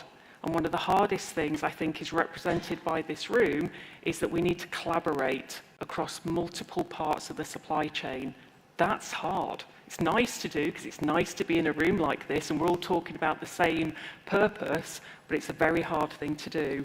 It takes lots and lots of stakeholders, producers, distributors, users, equipment manufacturers, regulators, policymakers, and that's where we have to come together like today to be able to find the solutions which can aid our business cases and, like they were saying, aid profitability and make the business case more compelling.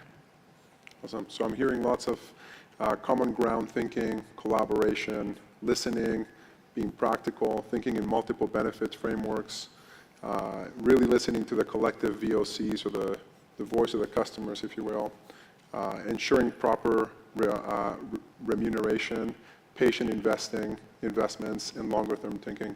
Lots of really good answers there. Let's shift gears and talk about some of the enablers to make some of these business cases happen. Let's play a magic policy wand game. So if you were a policy fairy and had a magic wand, what one change to current policy or one new policy would you make and why? Tell us about what level of policy making, whether it's provincial, corporate, municipal, federal, UN, would you focus on and why? Let's take it with the policy guru first. Mohammed. Policy guru. I wish. But yeah, I mean, I'm going to cheat. I'm going to do two.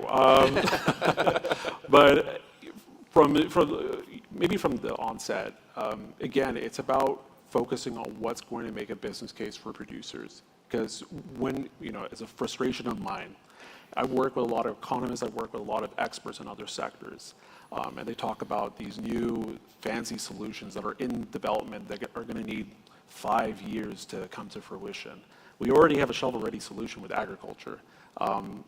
First off, I think the communication around the role that producers can play in Canada needs to be stepped up because it is really one of the few sectors of the economy that can naturally sequester carbon from other parts of the economy. So number one is what we're doing at Kansas at the moment. And I don't mean to put an RBC plug, I do apologize. But it is really important. It's this, how do we approach this measurement, reporting, verification framework when it comes to remunerating farmers for the carbon they sequester? At the moment, we don't really have one on a national basis that considers a hybrid model of a lot of different measurement, reporting, verification models. I'm going to, for shorthand, call it an MRV.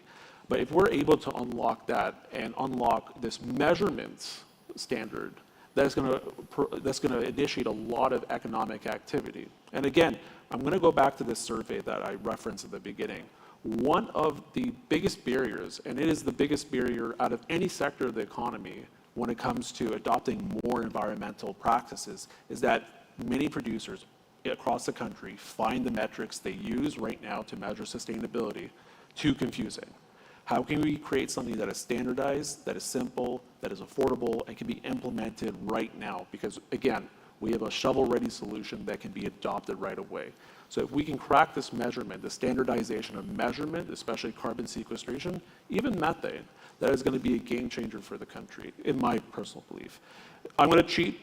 Number two, it's more of a Mohammed, hope, I guess. But we had worked with the Arrell Food Institute on 9 policies in a recent report called A New Ag Deal. You should read it, it's great. But one of the really amazing things that I learned was that, we used to have a thriving extension service offering across many provinces. And of course, maybe some of the approach to it might be outdated at the moment, but the substitution that's in right now isn't really effective. You can hear from Alberta, for instance. They've reduced their extension service centers. They've actually closed them. There's a hotline, so there's a little tradition I do whenever I go to Calgary. I call the hotline and hope for an answer and never get one. So that really tells you the state of extension services in Canada. But we need to have an innovative approach to it, similar to the US, because you can see universities like the University of Idaho, for instance, to have many extension services across the state helping farmers, giving them direct knowledge and a moment's notice. And that's what we really need, access to easy knowledge as well. So sorry for cheating, but yes. That's good. Let's go down the panel. Julie? Okay, so my pen is the magic wand. So channeling, what do I want this pen to do, my magic wand? I'm here to help learn lessons. So one of the biggest lessons that I've been through over the last few years is with policymakers is to plead with them to create a stable policy environment with long-term policies that they are committed to that are not going to change with a change of administration. Because all of that creates a lack of confidence in us being able to implement that business case that we're trying to come up with. So for me, a significant step forward would be for policymakers to give us that environment that says, this is the policy, this is the funding, this is what we're committing to, because that's going to strengthen our business case. It's going to give us more confidence to go to investors to ask for money to be able to implement the solutions. So predictable policies, predictable environment, I think will make the biggest difference. So my magic wand to all the policymakers in the world, it's I cast a little spell on you to ask for that. I'm going to follow Mohammed's lead and do two as well. One of which is, we're in Hogtown, so originally I debated talking about livestock, but it's Hogtown, right, Toronto? So we can talk about pigs. So interestingly enough, Mauricio and I got to know each other on a project related to livestock waste. So livestock's become very industrialized, as many of you know. And one of the challenges I see there is actually the livestock industry spread out across, multiple municipalities. In Manitoba, there'll be municipalities that don't want livestock production, so it starts to condense in some areas, but generally speaking, it's very spread out. The challenge with that is you've got these waste streams that are also spread out but also dense enough that they get into waterways. So it's kind of this really, I guess, a perfect storm in some ways, but just a really bad way of doing things. So my policy wish there would be having cooperation amongst municipal and national levels of government to actually think about pig production where you increase the density. So instead of having 10,000 animals, finishing animals would be a typical finishing barn, you might have 100,000 on that site. Reason being is then you have a sufficient enough volume of waste to have a biogas, anaerobic digestion biogas facility that not only can convert that waste, but can do it profitably. So they're doing this in France already. It's not a new thing. But in order to have increased livestock densities today, you would have to convince municipal citizens that that's a good idea. And for the most part, they wouldn't want to deal with it. But I think if we are going into this industrial agriculture, and we need to, unfortunately, just because of population growth, we also have to think about things differently. And that would be one thing that I think would make our industry, if I could say it that way, we're very much in livestock country. It would make it much more sustainable to the point where we can produce renewable natural gas for the power cities, which they're doing in Lamballe, France. This company's name is Couperle. If you're interested in learning more about it, they power half the city of Lamballe. I think it's 50,000 residents. Julie's nodding along, and that's from their pig barns. The other thing I just wanted to add a second one because of what Mohammed said. Soil sequestration. I hope there's 300 innovators on the listening online. We need to figure out how to measure the soil organic matter, organic carbon sequestration levels. It's a huge problem. And if we can figure out, I don't know if it's governments or policies that can help with that, but if we can figure out a way to actually measure that, not taking samples to a lab, but measuring 10 million acres of farmland across Western Canada and the world potentially in a kind of a high speed. I'm sure that would help nutrient with fertilizer applications. The sky's the limit if we can figure out what needs to be put into the soil to grow an efficient crop next year, as opposed to kind of, it's getting more precise, but kind of a broad application of fertilizers. So. Excellent. Sally? Well, just to follow on Ellery's comment a little bit, first is not really a policy thing, but listening to the speakers earlier today, how do we use that level of technology and definition to figure out where is the right spot to grow what crop? So much of what we grow, where we grow it, is because we've always grown it there. And with the changes in precipitation and temperature, that may not be the right thing to grow there anymore. So how do we use all these technologies to figure out what is the right place to grow, what is the right crop to grow in the right place as these changes happen, and have those innovations available? I don't know if mine are really policies. They are definitely lacks that I have come across as we have gone through this journey of signing up a grower in a carbon program and getting all the way to a verified credit with a carbon registry. One is the baseline. Nobody in the world that I can think of has a good baseline for what is the potential for emission reduction or soil organic carbon sequestration. There's lots of estimates out there. And as we work directly with growers and collect that field level data, those estimates are not up to date, and they are not based on what's happening in the field today and what 2023 conventional agriculture is versus what 2011, 2009 even, when you look at some of the US data, is conventional ag was. And so we are not accurately measuring or finding the places where we can have the biggest impact, because the base data that we have available from governments is so far out of date that we can't figure out where is the next best place to spend the dollars that are available from the government or downstream or banks. And then the second would be, because everybody else other than Julie did too, I'm going to do too as well. The second isn't so much a policy thing as working with companies like Maple Leaf. How do we be as truthful and tagged together in the claims up and down the supply chain as we can, right? So we want to be on a report. How do we line up better the need for reporting and putting out their products that are from what we've done in the field with the verification cycle, with the time it takes to collect that data from a grower? We're just finishing up 2023. We won't have verified claims until hopefully June next year. Everybody wants to report, and everybody wants to put their ESG reports out and make statements between now and the end of Q1.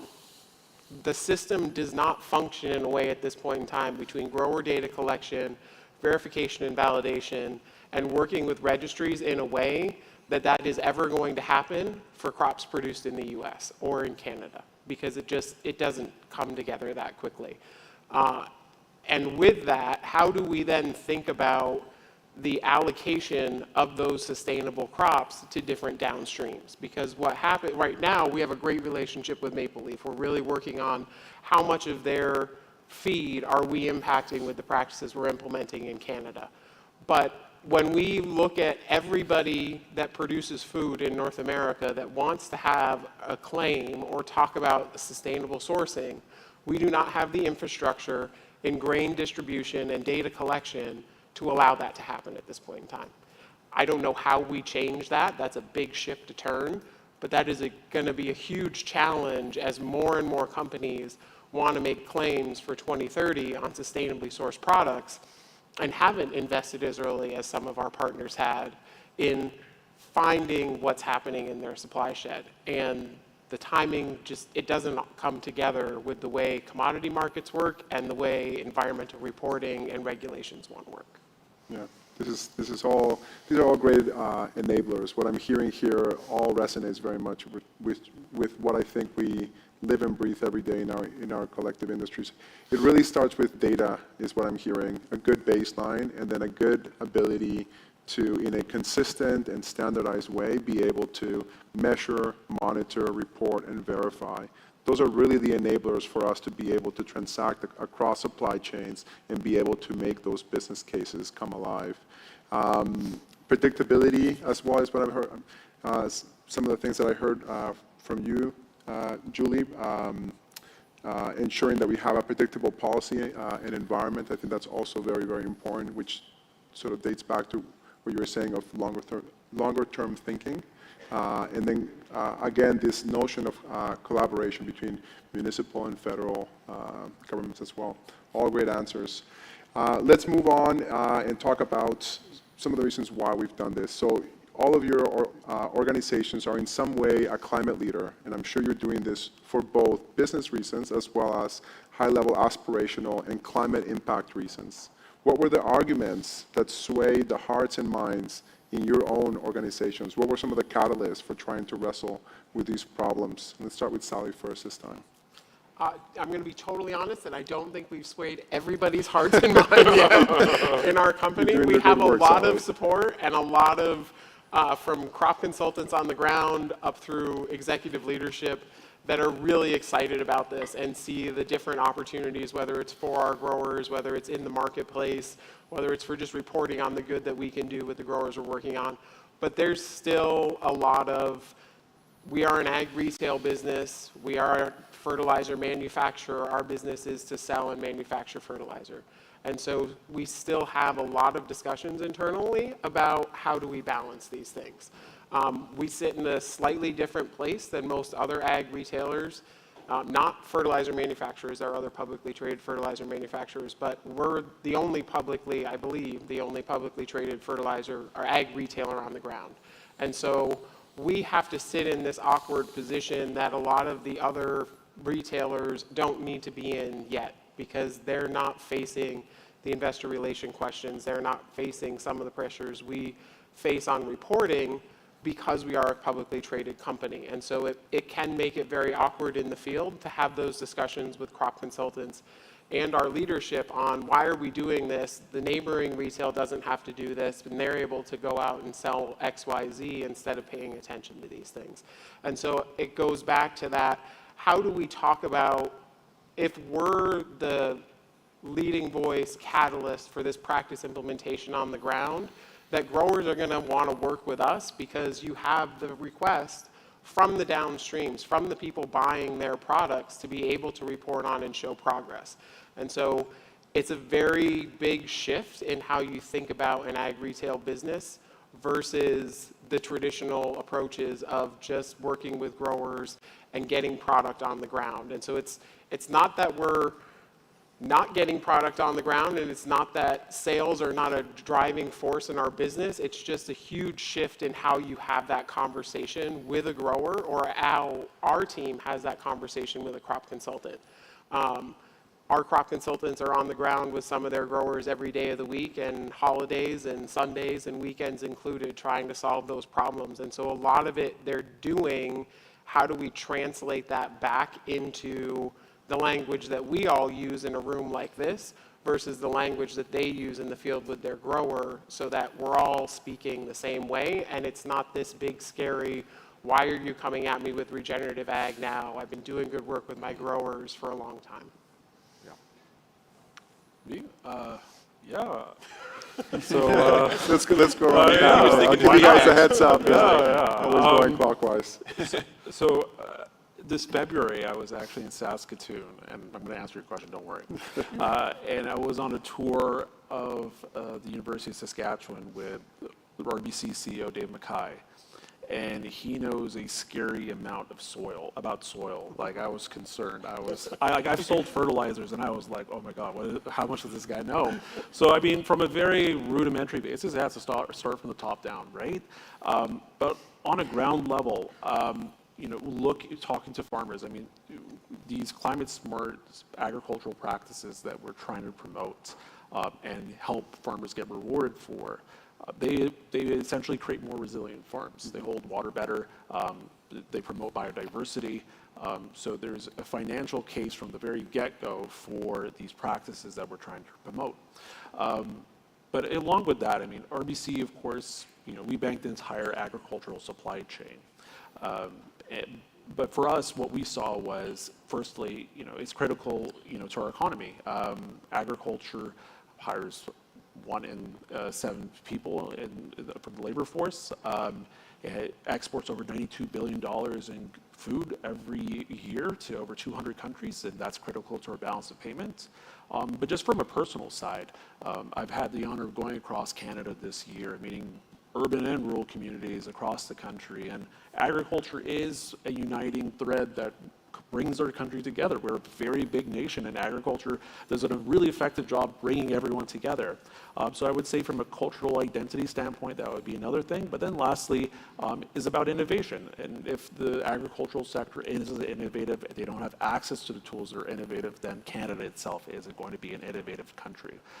So maybe first off, I'll recap from top down, but also it's a good business case for the farm. But overall, RBC believes that if agriculture wins, if every sector of the Canadian economy wins, ultimately we as a business win as well. It's just very logical in that sense. So, I'll give it over to you, I guess.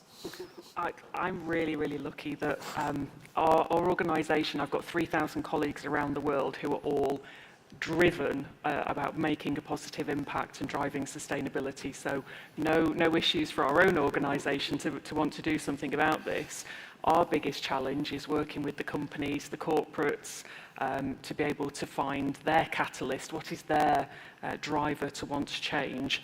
And I think it's been very difficult over the last 20 years to change companies from taking, everybody's full of aspirations and strategies, and you keep going, oh yeah, we're going to come up with this, I'm going to do this, but it's turning that into action. That's been one of the biggest barriers. So what is the catalyst for that? And for me, in the last 4 years, the biggest catalyst I've seen is the investment community have woken up.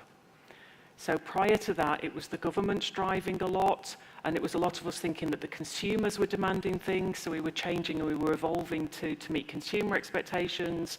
But no, for me, the last 4 years, the biggest change has been the investment community coming in and saying, tell me what you're doing. I don't want to invest in a risky business. I don't want to invest in a business that isn't doing something in this area. So we've been very lucky to be able to work with the investment community to help them look at what do they need to look at, what does a good sustainable business need to do. And I agree with Mohammed, it's top down and it's kind of follow the money. If your investor is telling you you need to do something about it, your CEO is going to wake up and they're going to force it through the organisation. So that's been the catalyst I've witnessed. Hillary? Yeah, really good stuff.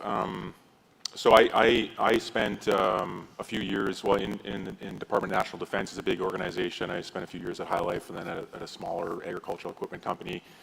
And I didn't have a lot of success convincing some of those folks to do things differently. So I started my own company. So that's one thing that people could consider. I'm not saying everyone should do that.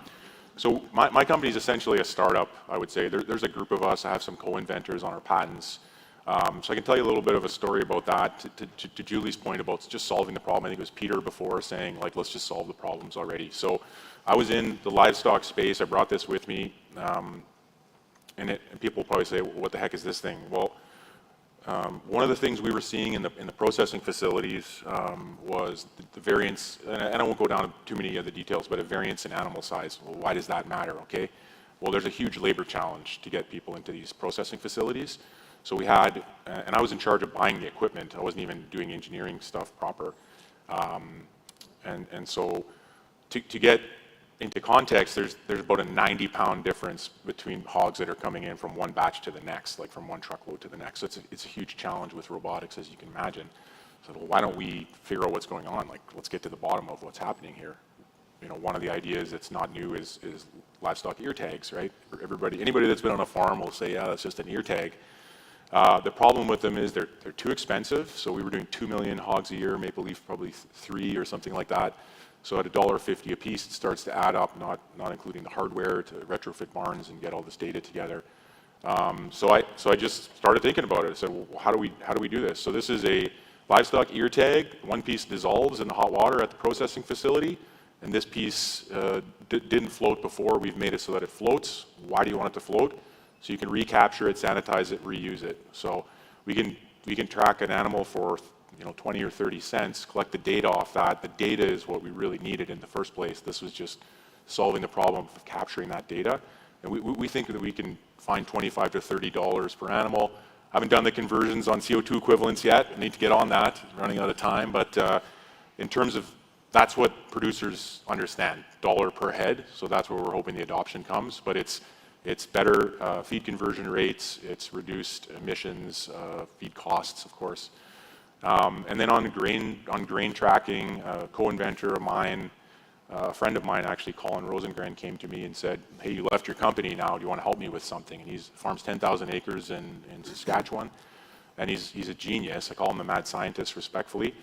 And what his concept was, and I can't go into the details too much yet because we're still patent pending, but essentially we're finding a way to, and we found a way actually to create a digital twin of grain, where it comes from in a field, specific coordinates. We can track that all the way to the bin.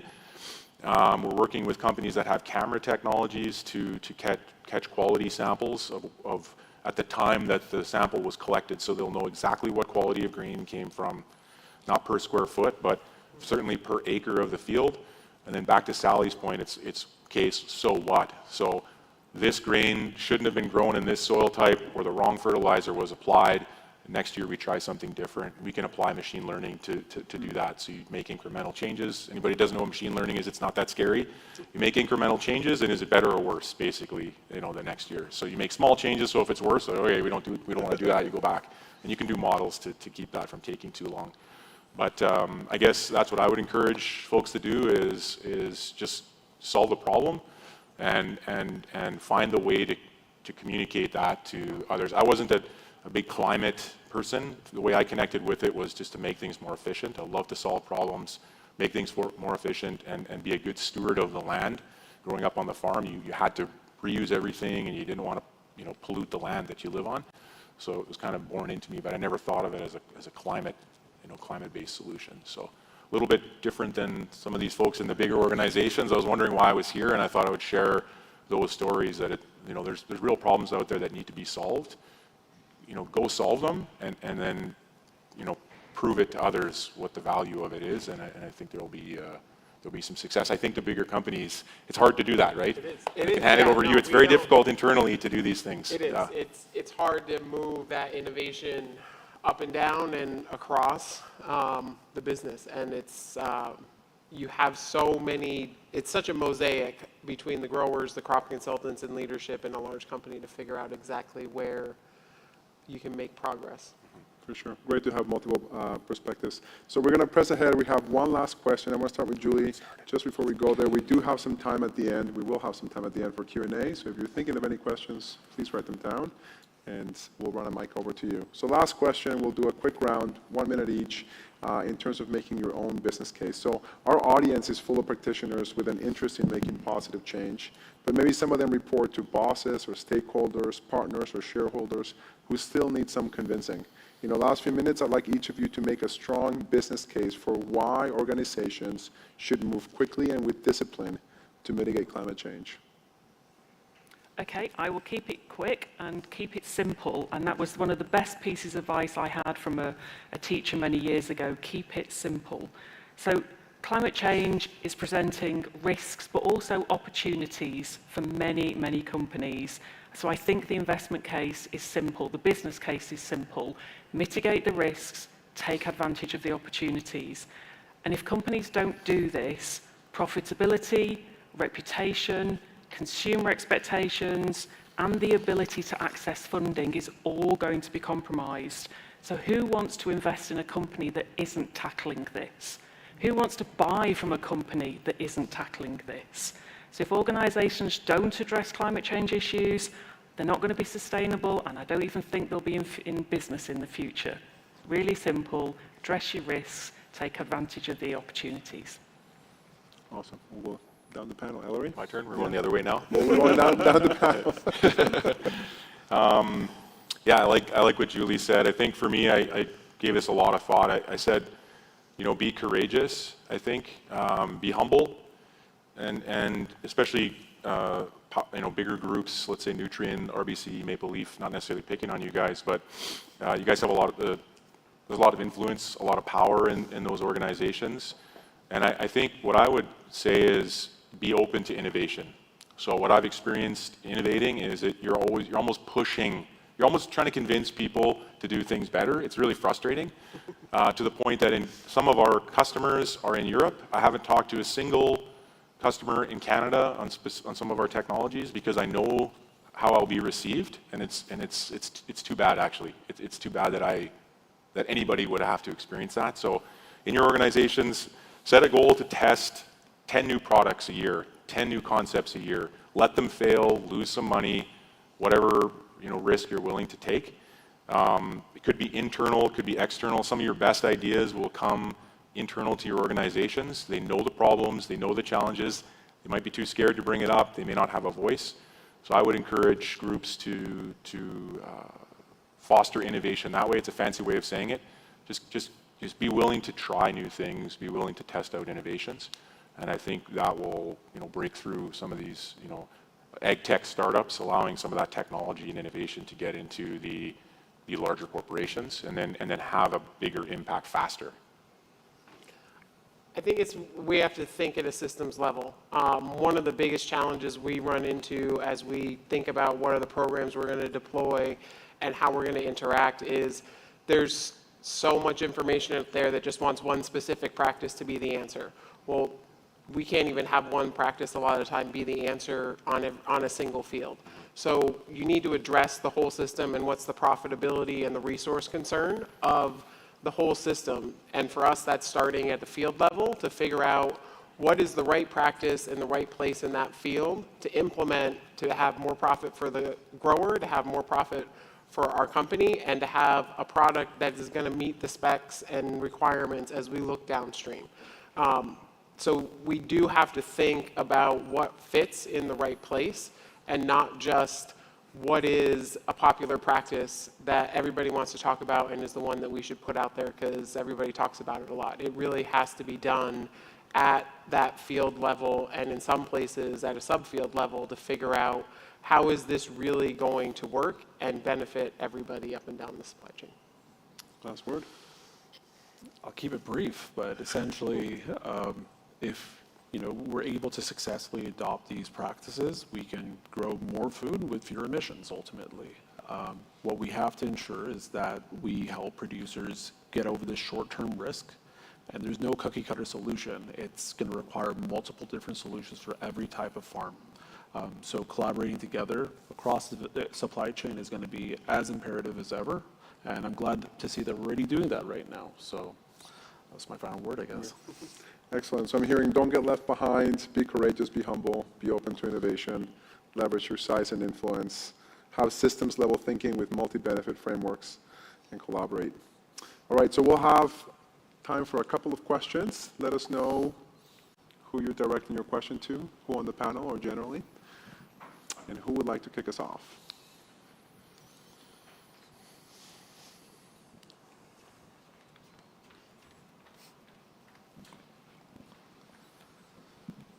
Thank you, and thank you to all the panelists for your insights and all the knowledge that you've shared with us. One thing, I don't think I could leave here today without asking all of you, how come you didn't mention University of Guelph? Like, do you not see it's a genuine question. Do you not see the work that's going on or could be going on at the University of Guelph as part of the solution? From an innovation perspective, trying new things, taking advantage of opportunities. When you talk about soil, we work with soil, not just what to fertilize and when to fertilize, but how to rotate crops, whatever. In other words, I'm wondering if you think, and this is because as the university, I want us to understand how you think about us. And I think it's really important to get a sense of whether or not you see the work that we do, even through the Arrell Food Institute or Ontario Agricultural College. We are the food university, and you didn't mention us. So I'm kind of wondering, what are we missing? I can. Yeah, I was going to say, Ellery and Mohammed, I know you guys would have some great answers to I'll this. start. I'll give Mohammed some time to think about it. So I'm here because of the University of Guelph. So I'm through my research, I'm participating in the Net Zero Food Systems Challenge. So Gina, I don't know if she's in this room. So University of Guelph is amazing. Not only the food is amazing, but the research programs. And I would even add one thing I think researchers are doing well. I'm not sure if you guys have a program like this at Guelph, but it's called Lab to Market. I think it's a national level program now. And there seems to be a bit of a gap between researchers, very, very smart individuals. When I speak to the soil scientists in our group, I can't understand what they're saying because they're so smart. And I'm really interested in learning about soil, being able to translate that into industry, into something that, you know, busy folks can pick up and say, okay, I can see how to apply this. And I think we need to do more applied, I'll call it applied research, but how do we take that innovation from the universities and be able to apply it in industry? I really think that in a lot of places I've seen a gap. So we're doing really fascinating research, but it's nice to have a part of that that's specific to solving challenges in industry. Sorry, go ahead, Mohammed. Oh yeah, I mean, to answer your question, we already are working with the University of Guelph, especially the Arrell Food Institute. I mentioned earlier the Canadian Alliance for Net Zero Agri-Food. I know it's a really long name, and we have a lot of partners on it, but Maple Leaf Foods and Nutrien is also a part of this alliance as well. We're working with Asim Biswas, who is speaking in another room right now. Maybe he can testify as well. But essentially, we are already working with the University of Guelph on a lot of these different initiatives, and it's really important to work with your researchers, but also researchers across the country as well, as we already are with the University of Saskatchewan, for instance. So to answer your question, we already are working with the University of Guelph, and we intend to continue that work. So you can be ambassadors. Of course. Oh, naturally. We can be better ambassadors. Thank you for your question. That was Mauricio, great. can I just add? Yeah, go ahead. So I think I just to address the part of your question of what are we looking for from the universities, and at a North American scale and probably a global scale, is we need more people. We don't have enough people going into agriculture that are really good on the ground and know all the stuff and have that communication still to help a grower make the next best decision. We just don't have enough people. And there needs to be more communication on going into agriculture doesn't mean you're selling fertilizer or seed. It's the technology, it's the solving a problem, it's all of the things that having a career in agriculture are. I didn't grow up on a farm. I grew up working on farms, and my dad worked in ag retail, and somehow it just stuck. But we don't have enough people. We need more people in order to do all of the great things that everybody in this room wants to do. Without the resources for the growers on the ground, we aren't going to get there. Excellent. I think there was a question back there, or, okay, go ahead. Whoever has the mic. I have the mic. You win. Jean-Charles Levalet with ICA in Costa Rica. Two-part question. Given the current topic on carbon pricing in the country, what is the business case for carbon pricing for ag? Two quick examples. OECD, I think, was saying that 15-20% more mitigation could happen, greenhouse gas reductions, with carbon pricing than countries that don't. And then grazers on grasslands in Canada bring in another 12% carbon sequestration, GHG reductions out in the prairies. We need to compensate our farmers for this effort. So question on the business case for carbon pricing. And then I also work with all the ministers of agriculture, including Secretary Vilsack in the US. They make up our board of directors at ICA. And they're curious about carbon markets. They want to learn more. Any guidance there, please? You want to go first, No, I can go. So yeah, we operate in that space. We have achieved verified Scope 1 offsets and recently sold them to RBC. Not a lot of tons, but we have gone through that process. It took 2.5 years to get to verified credits. Some of that is us, some of that is the farmer, some of that is the verification process. So it needs to, the whole system needs to function faster if we're going to meet some of these reporting needs. Pricing wise, we're working with partners like RBC and Maple Leaf to figure out what is that price point that they're comfortable with bringing back to the farmer. In our case, we bring whatever somebody's bringing us for a price goes 100% back to the grower. We're large, we're able to accommodate that infrastructure cost of running a carbon program. So we are able to bring 100% of that back to the grower. In Canada, we are loosely following that federal price, slightly below what the federal price is. In the US, we've done lots of due diligence to figure out what is the appetite for paying for those tons of carbon. Our current price in the US for growers that are signing up for our 2024 programs right now is $35 a ton for emission reductions achieved through nitrogen management. And in Canada, it is $50 a ton. So we try and keep the prices roughly the same, but we don't have, as we generate tons, we're finding more buyers to figure out what actually is going to work there for pricing.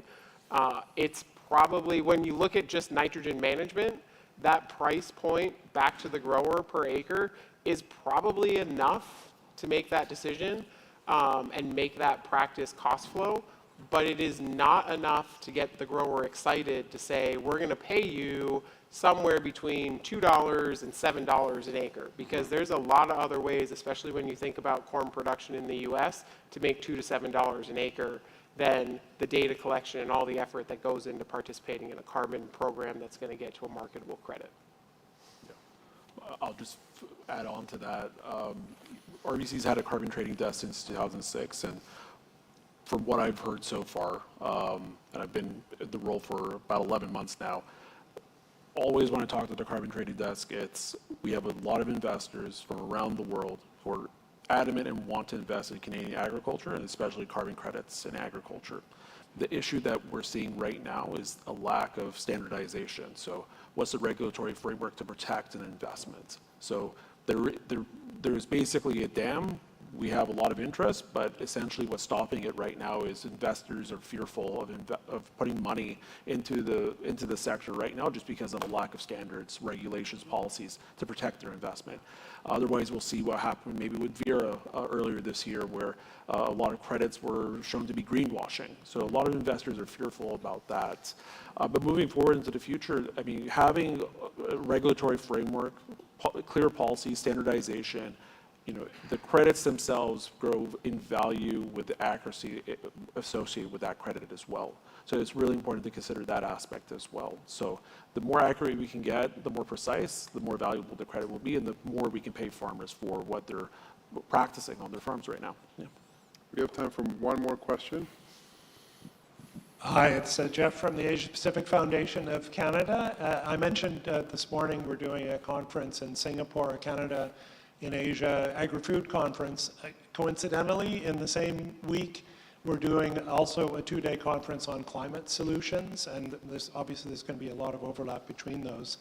I'm interested in, as we track foreign investment flows into Canada, out of Canada, and if there is really like a globally significant potential to achieve, lower emissions and to get carbon credits in the ag sector in Canada, is it possible this can actually make Canada a magnet for a certain kind of international investment based on advances that are being made in the sector in Canada? Is that something that you would see as bringing a net inflow of investment kind of related to those exchanges? I mean, yeah, absolutely. I mean, first off, where's my invitation? I want to come to Singapore. But secondly, again, I mean, the opportunity is there. If we can manage a way to sequester through climate smart agricultural practice, 35 to 38 megatons till 2050. That's 25% of Canada's national emissions. That's a lot of carbon credits for investors to plug into, and that's something they're really excited about. But again, it's just about that. How can we protect investments so that whenever they invest in programs, it's assured that whatever they've invested in, it will stick, essentially. Can I just build? So that's the opportunity side for investors. Investors' primary purpose is to mitigate their risk.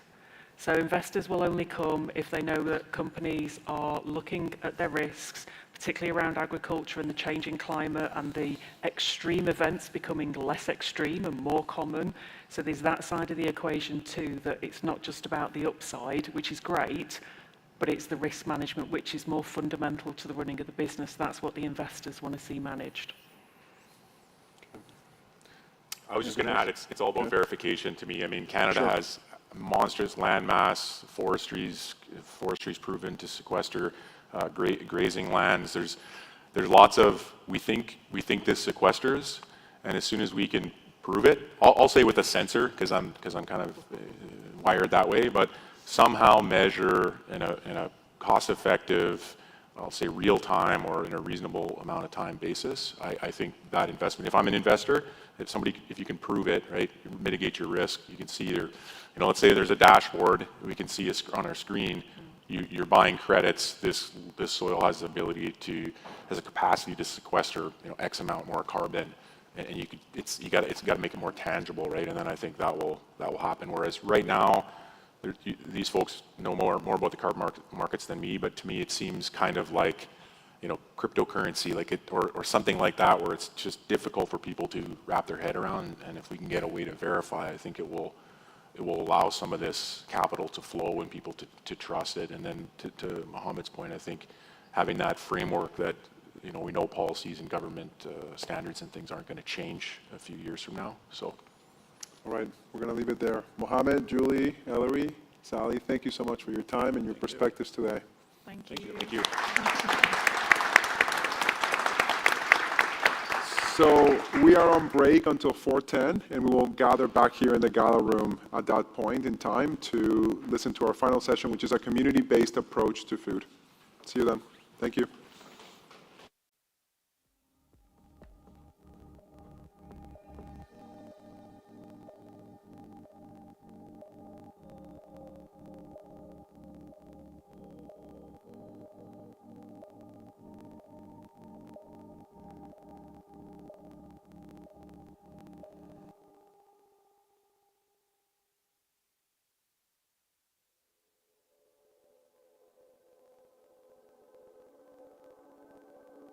Lost myself when I found you, I didn't mind. Let all things go, I was loving blind. The way you said my name, it got me high. It's all different now, done wasting time. You let us go, yeah, this was all on you. You could have warned me, told me it's the end. And now you're off somewhere with someone new. And you're reminding me I lost my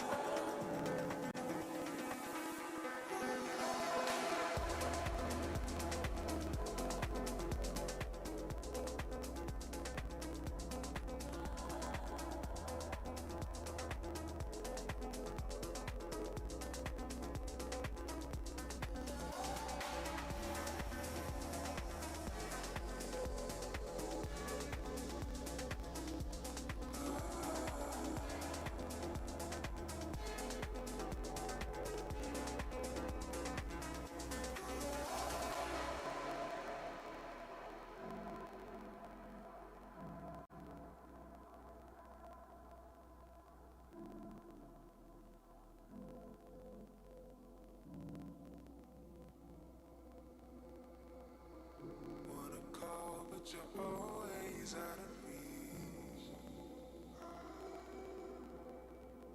Still nothing, and I've been waiting for weeks. All alone, but the feeling's running deep. I wanna see you one more time, will you let me? Let's go. I thought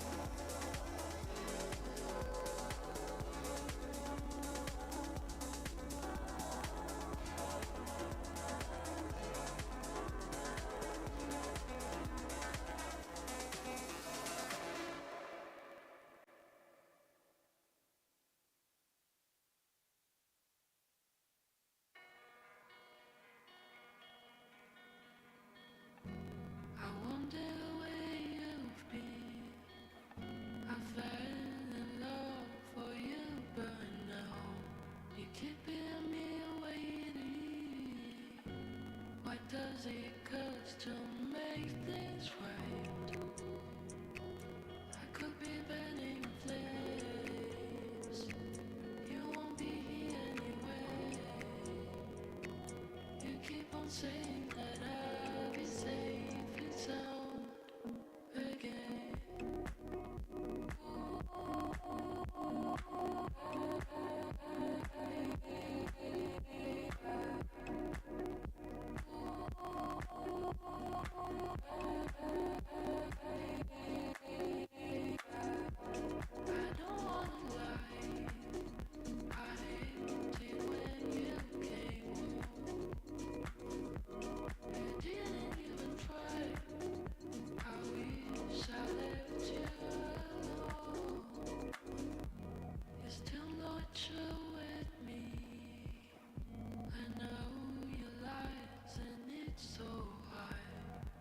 Just back and leave.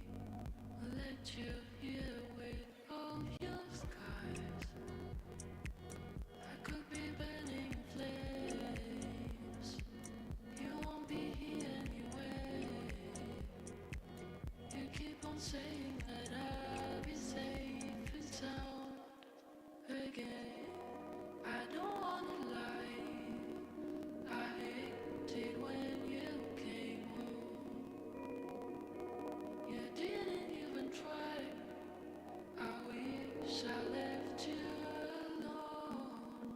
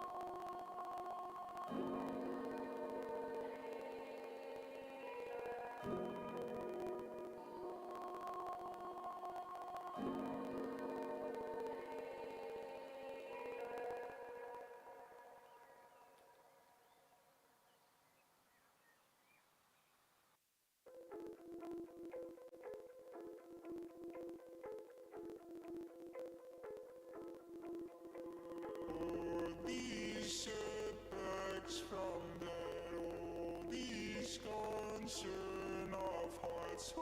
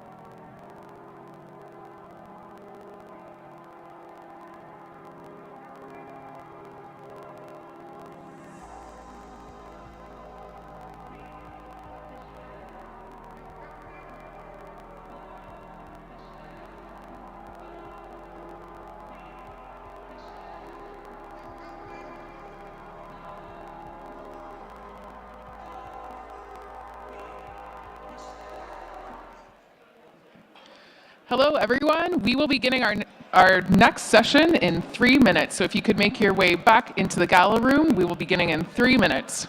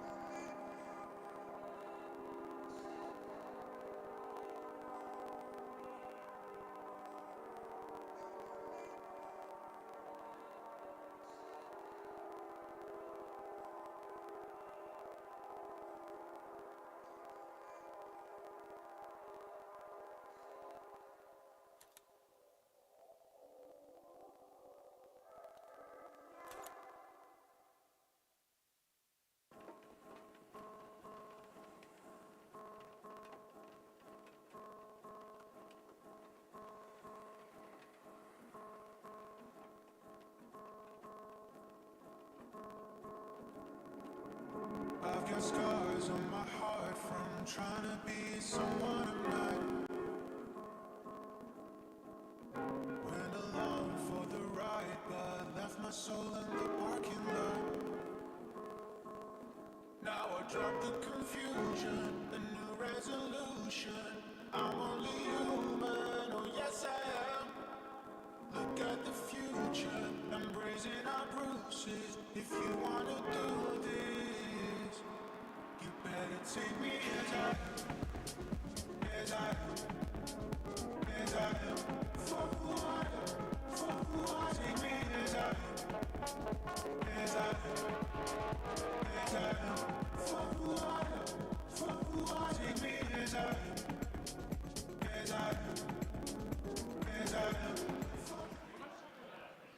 Hello, everyone. Come on in into the gala room. We are just about to begin our next session.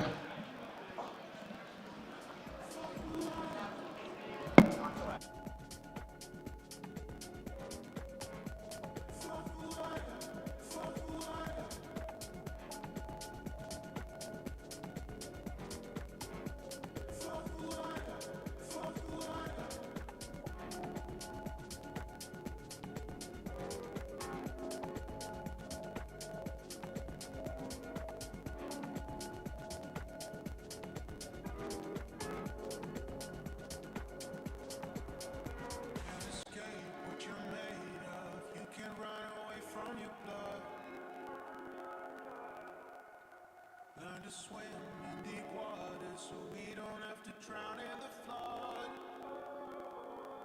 Now I drop the confusion, the new resolution. I'm only human, oh yes I am. Look got the future, embracing our bruises. If you wanna do this, you better take me as I am, as I am, as I am. Fuck who I am, fuck who I am. Take me as I am, as I am, as I am. Fuck who I am, fuck who I am.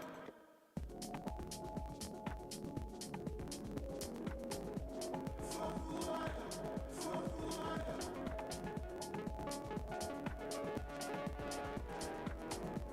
Fuck who I am, fuck who I am. As I am, as I am, as I am. Fuck who I am, fuck who I am. Take me as I am, as I am, as I am. Fuck who I am, fuck who I am.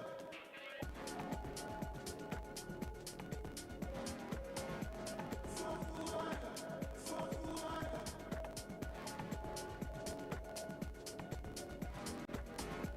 Fuck who I am, fuck who I am.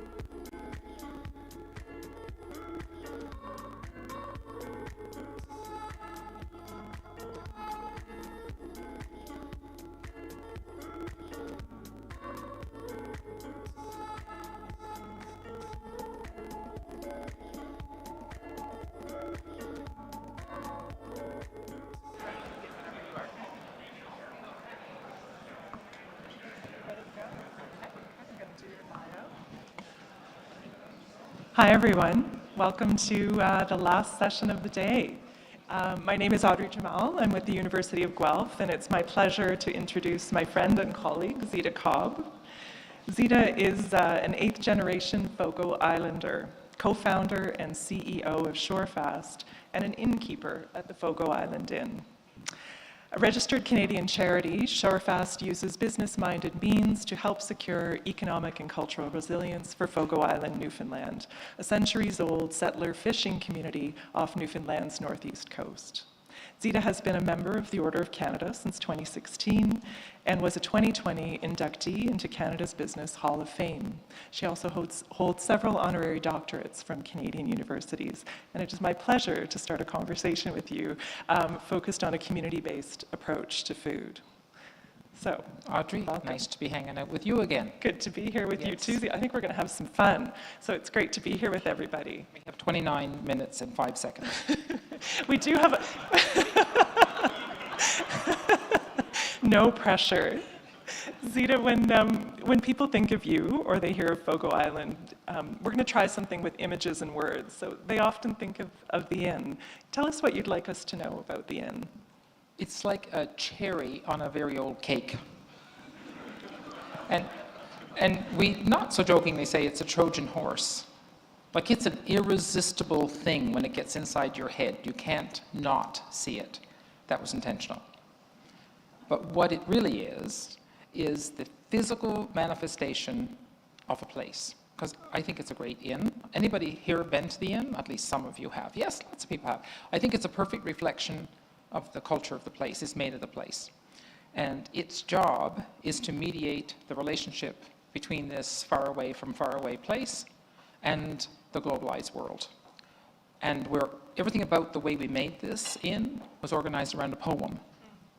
And the poem is, the art of walking upright is the art of using both feet. One is for holding on to the place, and one is for reaching out. And so we've got to build a world that has communities in it. And communities need to be able and enabled to trade in their own assets. So this inn is about all of that. It just looks like an inn. So that's why we call it a Trojan horse, for these ideas of place. So before there was an inn, there was a tractor. Oh yeah, but that's not actually our tractor. I couldn't find a picture of our tractor at the last minute. So we didn't start with an inn, we started with a tractor, because I grew up on this island and I left to go to university in 1975, which is not 1875, 1975. When I left that year, I would say we were producing 70% of what we ate. Every single family grew something, everything. We had chickens and goats, and, well, of course, we're fishing people, so everything that swims in the North Atlantic doesn't stand a chance against Newfoundland fishers. And we hunted, and I moved back home in 2006, and all of those gardens, and these are small family garden plots, every one of them, maybe not every one, maybe there were a few left, had all grown over. Because when I left home, the ferry didn't run every day. And when the ferry started running every day, it's like, well, why would we bother growing potatoes? We can get potatoes from Prince Edward Island. Oh, even better, we can get them in French fry shape, and then we don't have to even cut them up. And so we abandoned the gardens. And we, more than anybody else in our country, as Newfoundland, and I see Josh Smee is here, and Josh, you would say this, we have the worst health indicators in our country. We fell into the big pit of industrial food head first, and we were happy about it. We never met a cheesy we didn't love. And so we got the tractor so that we knew that an inn was coming, and we can use this inn. The inn is like an electric eel in the pond. And its job is to activate the assets of the place. But if all the gardens were grown over, nobody was going to grow anything. So we wanted to make it as easy as possible. So that little tractor went around and broke gardens. We even broke gardens for people that didn't even belong to them. We found that out the hard way. But anyway, it's like, you can't break the garden. That's not your garden. Tell us about this garden. There's a greenhouse there as well. This is Freeman Compton's garden, and that's in Bard Islands. Newfoundland, is called the rock. Labrador is even more rocks. But the soil we have is actually rich. And someone asked me the other day, is the moose that you serve at the inn organic? It's like, I don't know, I suppose we're going to have to ask the moose about that. Like, what was the moose eating? But anyway, the soil is naturally organic because we've never had any of the things that you would worry about. And this is Freeman, and those people in Bard Islands grow in this space. And the little greenhouse that you see in the background makes all the difference to everything. And we have a business assistance fund. The first loan we gave was to him. He borrowed the money in the spring and he paid it back in the fall. And it's amazing. We traditionally have only grown root vegetables. But if you say to someone on Fogo Island, what about, I don't know, kohlrabi or fennel? Well, then we get so much fennel we don't know what to do with. And so, but now you can grow anything. One guy grew a melon. One melon, yes. But it's technically possible, yes. So food has also been central to relations and relationship building. Farmers, chefs.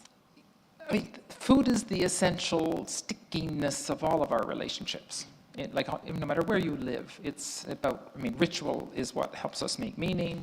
We create rituals around food. So that's Alf Coffin, and that's Tim Charles, who is the executive chef at the inn. And yeah, the two of them, I think they're having zucchinis there. Yes, that's zucchini, I'm quite sure. When you are working together around food and food systems, you don't actually have to agree on anything else. I think one of the fallacies of the world we're living in is we think we all have to agree on everything. And, especially in the last 6 months, we're realizing this is not going so well. People in the world don't agree on stuff. We don't have to, but we have to get along. And food is like the unifying thing that'll always be there. I think we'll always agree on that. So there's a beautiful dining room at the inn, and the food that's grown often makes its way into the dining room. Tell us a little bit about how food is connected to place. Well, we see our work at the inn as being that electric eel, activating food systems, getting people to think differently about food. And so most people wouldn't think about Newfoundland and Labrador as being a hotbed of great food. But it's unfair. Now, we have a long history of trying to make a living on the North Atlantic, so we don't have time for fancy stuff, generally. This is very fancy. And so we wanted to pick up the threads of the traditional food ways and present them in more contemporary ways that maybe I never met a salt shaker I didn't fall in love with. That's an important part of our history, which is why we have all the heart disease. So the inn tries to kind of gently lead in new ways. So I'll tell you two things about the inn. Our goal, and I think we achieve it, is 80% of what we put in front of you to eat or drink has to be from here. And when we started, I'll give you an example of something, we were serving orange juice. And because, people come to fancy inns, they expect freshly squeezed orange juice. And the inn belongs to the community members, and so when we opened, all of the households came to stay. Oh, we're into the next slide. Very clever. And anyway, one of the women that had stayed said, it's all very lovely, it was wonderful. And she had a whole bunch of feedback. And she said, but the worst thing is, she said, I don't understand why you're serving orange juice up there. She said, we have all these edible berries, and any one of them will be happy to be a juice if you people just ask them. So now we don't serve orange juice. Now, sometimes we get guests that are quite cranky about the fact that we don't serve orange juice, but it really comes down to that. Like all of these things, that changes we have to make, somebody needs to give up something. And if you're on the northeast coast of Newfoundland, I'm sorry, you're going to have to give up orange juice. We did offer to give a guy some of the industrial orange juice once, and he decided he'd go with the local juice. Cod is important, we know, for so many reasons. Tell us how the cod is coming back both to the table, and then we'll also talk a little bit about Fogo Island fish after that. Yeah, we have to talk about place to talk about cod. So as a place, I used to work in technology for a company called JDS Uniphase, and the CEO was a fellow named Joseph Strauss. And he was a physicist. He would come in every morning. We were a technology company. He would say, the most important thing is to keep the most important thing the most important thing. And of course, in a technology company, it's technology, because if someone gets past you, it's a winner takes all game. You're going to be dead. But in this work, and in the work that I think collectively the people here are focused on, the most important thing is place. Place, place, place, and after that, place. Because place holds nature, place holds culture.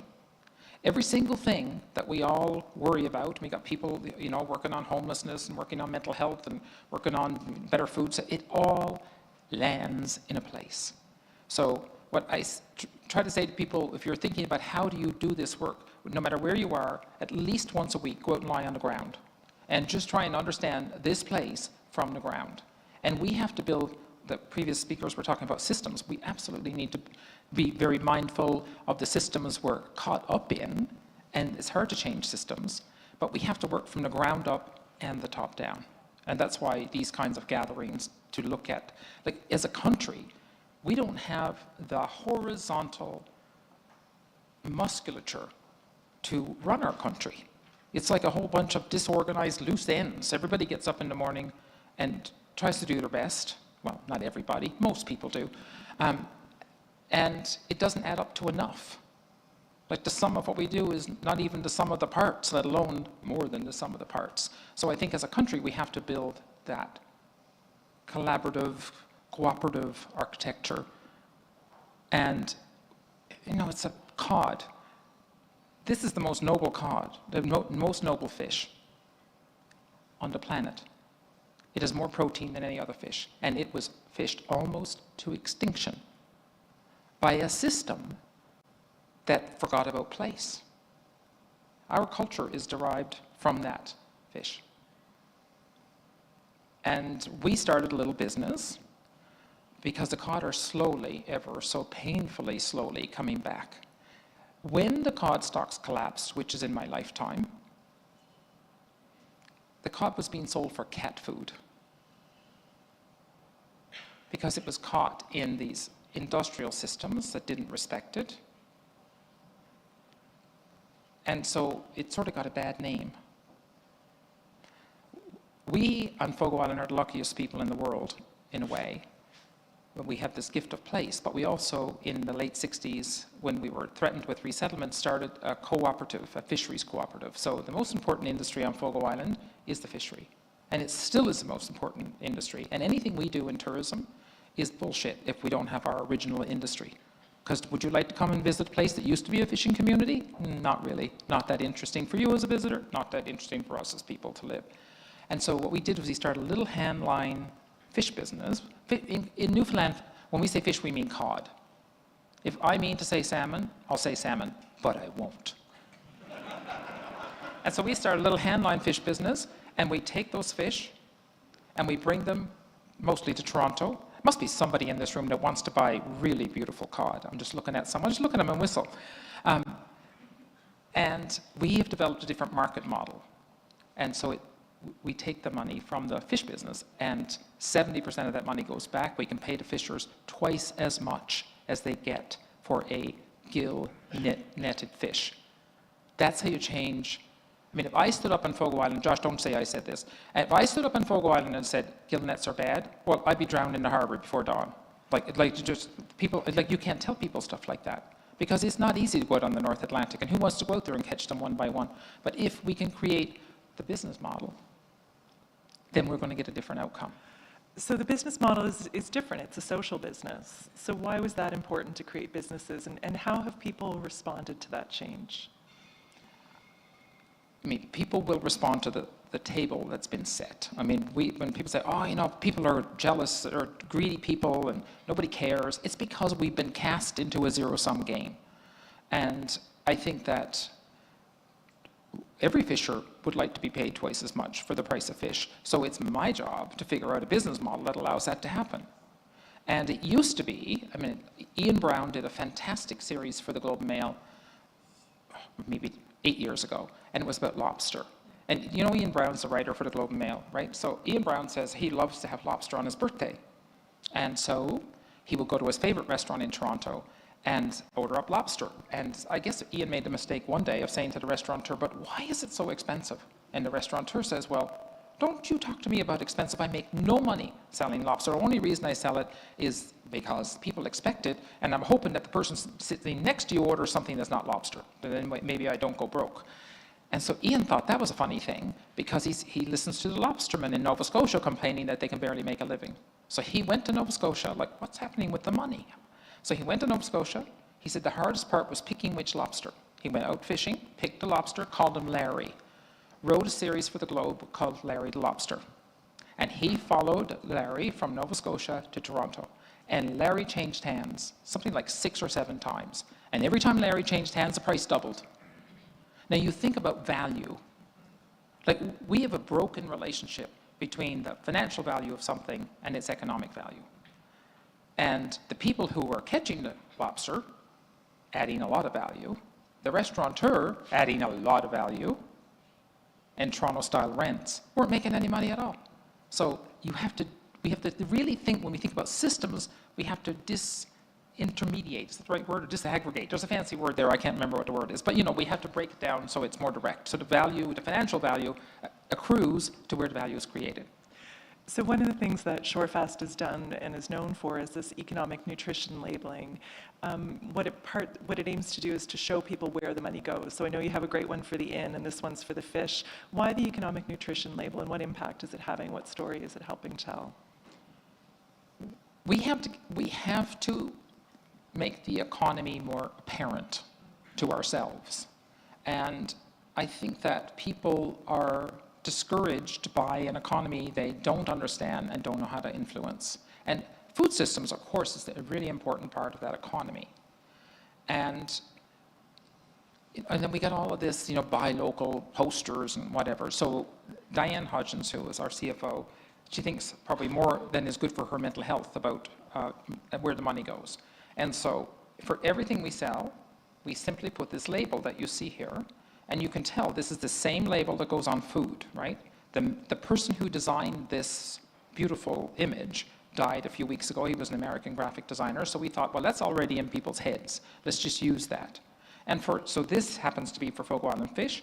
So if someone buys this fish from us, 49% of it is the product cost itself, and then of course we have to get it here, and just that we have to finance it and all of that, and we aim for a small surplus, and of course whatever surplus we have, because it's a 100% social business, goes back to the island. But the more interesting part is the bottom part. We tell you where the money goes geographically.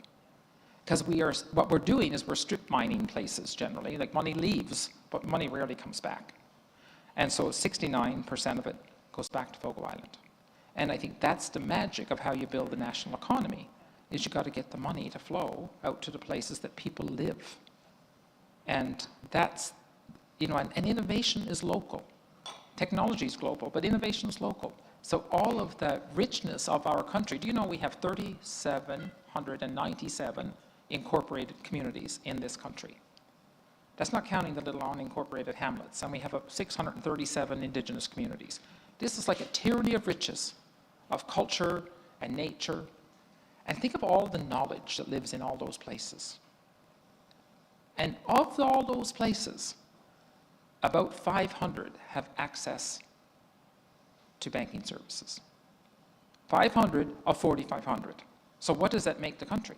It makes it a bunch of stranded assets.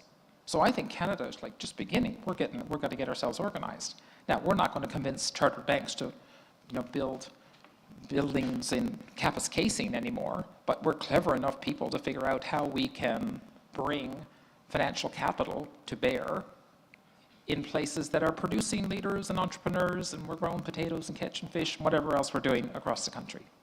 Well, there's also ice cream, another social business that's emerged on Fogo Island. On Fogo Island we have 26 kinds of edible berries. We have many more, but all the rest are collectively called poison berries because we never knew what they actually were. So everybody's mom said, no, those are poison berries. They're probably not. And so we think about value. So now you have something that has deeply inherent intrinsic value. If you survive as a berry on the northeast coast of Newfoundland, you contain a lot of goodness. So we think about, okay, how can we ask the berries nicely to help us make a living here? And so how do we add value? So we started an ice cream shop, and you see them all presented in ice cream. And I think there are some of the berries we present that even local people say, well, I never really liked that berry. Well, let's have it in ice cream, let's see. But, I have a friend, the same guy with the most important thing is to keep the most important thing the most important thing. He grew up in ex-Czechoslovakia, right on the Russian border. And every time he comes to the island, he says, there's something wrong with you people. He said, money grows on bushes here. You just don't see it. And so we have these berries called cracker berries, which we dismiss because they're not that interesting. It turns out they have more nutrition than any other berry. He said, see, money grows on bushes. What's wrong with you people? So it's about thinking differently about development. So we have 9 minutes and 36 seconds. I know, we're going to go right through. Yes. Yeah. You're an excellent timekeeper. I feel very nervous by this clock. It does feel like pressure to watch the clock. Historically, Newfoundland has had song circles, and one of the things that's been introduced in the last few years is this idea of a food circle. Tell us what they are and how they bring people together. Well, song circles are three of us could get together, and in Newfoundland, and I don't know so much Labrador, but probably the same. We got electricity in 1971 where I grew up. I was 13. So it wasn't like we weren't watching anything, and we entertained each other. So you have this beautiful expression in Newfoundland, which would be, give us a song. Like as a gift, give us a song. And everybody sings. And so a song circle is, you just gather around, and as the night goes on, the circle gets bigger and bigger and bigger, and more people join. And so when we started this food, focusing on food in our work, and oh my gosh, this was another whole thing that happened. The New York Times hired, that very depressing Norwegian writer, Narosgaard, do you know who I'm talking about? Oh, Josh, so he was asked by the New York Times to come to North America and follow the route of the Vikings. And so we're going to get to this, Audrey, I promise. Anyway, but we're going to go, so he apparently is not a very organized fellow. He tried to come to the US because apparently the Vikings were in Minnesota or something, and they wouldn't let him in because his passport had expired. So he thought he'd try Canada because it was on his path, because the Vikings came down the west coast of Newfoundland. And anyway, we let him in because he had a letter from the New York Times, and we thought, oh, we could let him in. And anyway, so he comes and he wants to go to where the Vikings were on the west coast in the park there, and which is an amazing place to visit. Except, of course, it was winter; it was closed. And he ended up at the top of the northern peninsula and this is the way the man writes. And he's in this, I don't know what the motel was, and he said, I looked around the room and everything was made of plastic, including the sheets were made of plastic. And he doesn't say it like that's a bad thing. He just says it. And then he went to the restaurant and he said, and everybody in the restaurant was fat. He didn't say it like it was a bad thing. He just said it like he saw it. Well, this caused such an uproar in Newfoundland. Like, oh my gosh, the open line programs were like, it was out of control. And who is this guy to tell us we're fat? Anyway, on about the 5th day, somebody called in and said, maybe we are. Anyway, it set off a big think in Newfoundland about what are we doing and what are we eating. And like I said, we fell into the industrial food hole, and it's not been easy getting out. And so these food circles, which mimic song circles, we try to have them around topics like cod. If you want to get people to come out and have a talk about food, start with cod, because we have a million different things we do with it. And so this has become, this Sophie, and she's a chef at the inn. That's Norm Foley, who can grow absolutely anything. And he's up in the Irish community of Tilting. They're particularly good with potatoes. They're the only people in the world who can grow anything in a fog bank. So there's something that we need to learn from these people about growing in different soils. Anyway, so this kind of way of talking about how did we get here in a way that's not, in a way that's social, first of all. And we got Gnarlsgaard, who he was the electric eel in the pond. Don't think he's been invited back to Newfoundland. One of the other things that's emerged recently is a storehouse. What happens in a storehouse? So Shorefest has the inn, we have a furniture business, we have a fish business, and we have an ice cream shop. And we've not had a place that we can start to muck around with moving the traditional foods into the contemporary in a way that people are coming along with us. I mean, it's all very well and fine. I mean, local people, we're in our 10th year at the inn, and so we've invited every household on the island to come back and stay because they own the inn. And I think it's sometimes hard to make the leap from what I eat at home to what this, fancy food at the inn is. And so, because all the steps in between are missing. And so the storehouse gives us a chance to do this in a way that we get tangled up with each other, and we can, I think this was about pickling this particular night. And so it is all the good journeys are slow journeys. This is a slow journey toward thinking about food differently. And, if you want someone to fall in love with a chickpea, you better give them a burger or they ain't coming in. So when we started, it was like, okay, there's all really healthy dishes, like nobody wants to come. It's just too much, too soon, too fast, too far. So it's making it's like we have to build a bridge. You know who Bruce Mao is? And Bruce Mao, remember, he's a fantastic Canadian designer, and he had this massive change project. And my God, who wouldn't fall in love with Bruce Mao? He's from Sudbury. It must be hard to grow things in Sudbury. It's all rocks up there too. Anyway, Bruce Mao had this thing, massive change. And I remember reading the book, and everyone went to the show, and then nothing changed.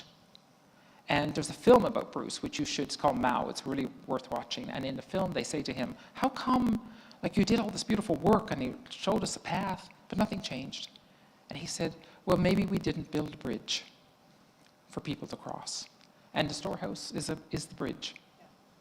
The storehouse is an island, by the way. The most important island just is the point of navigation, just outside the harbor.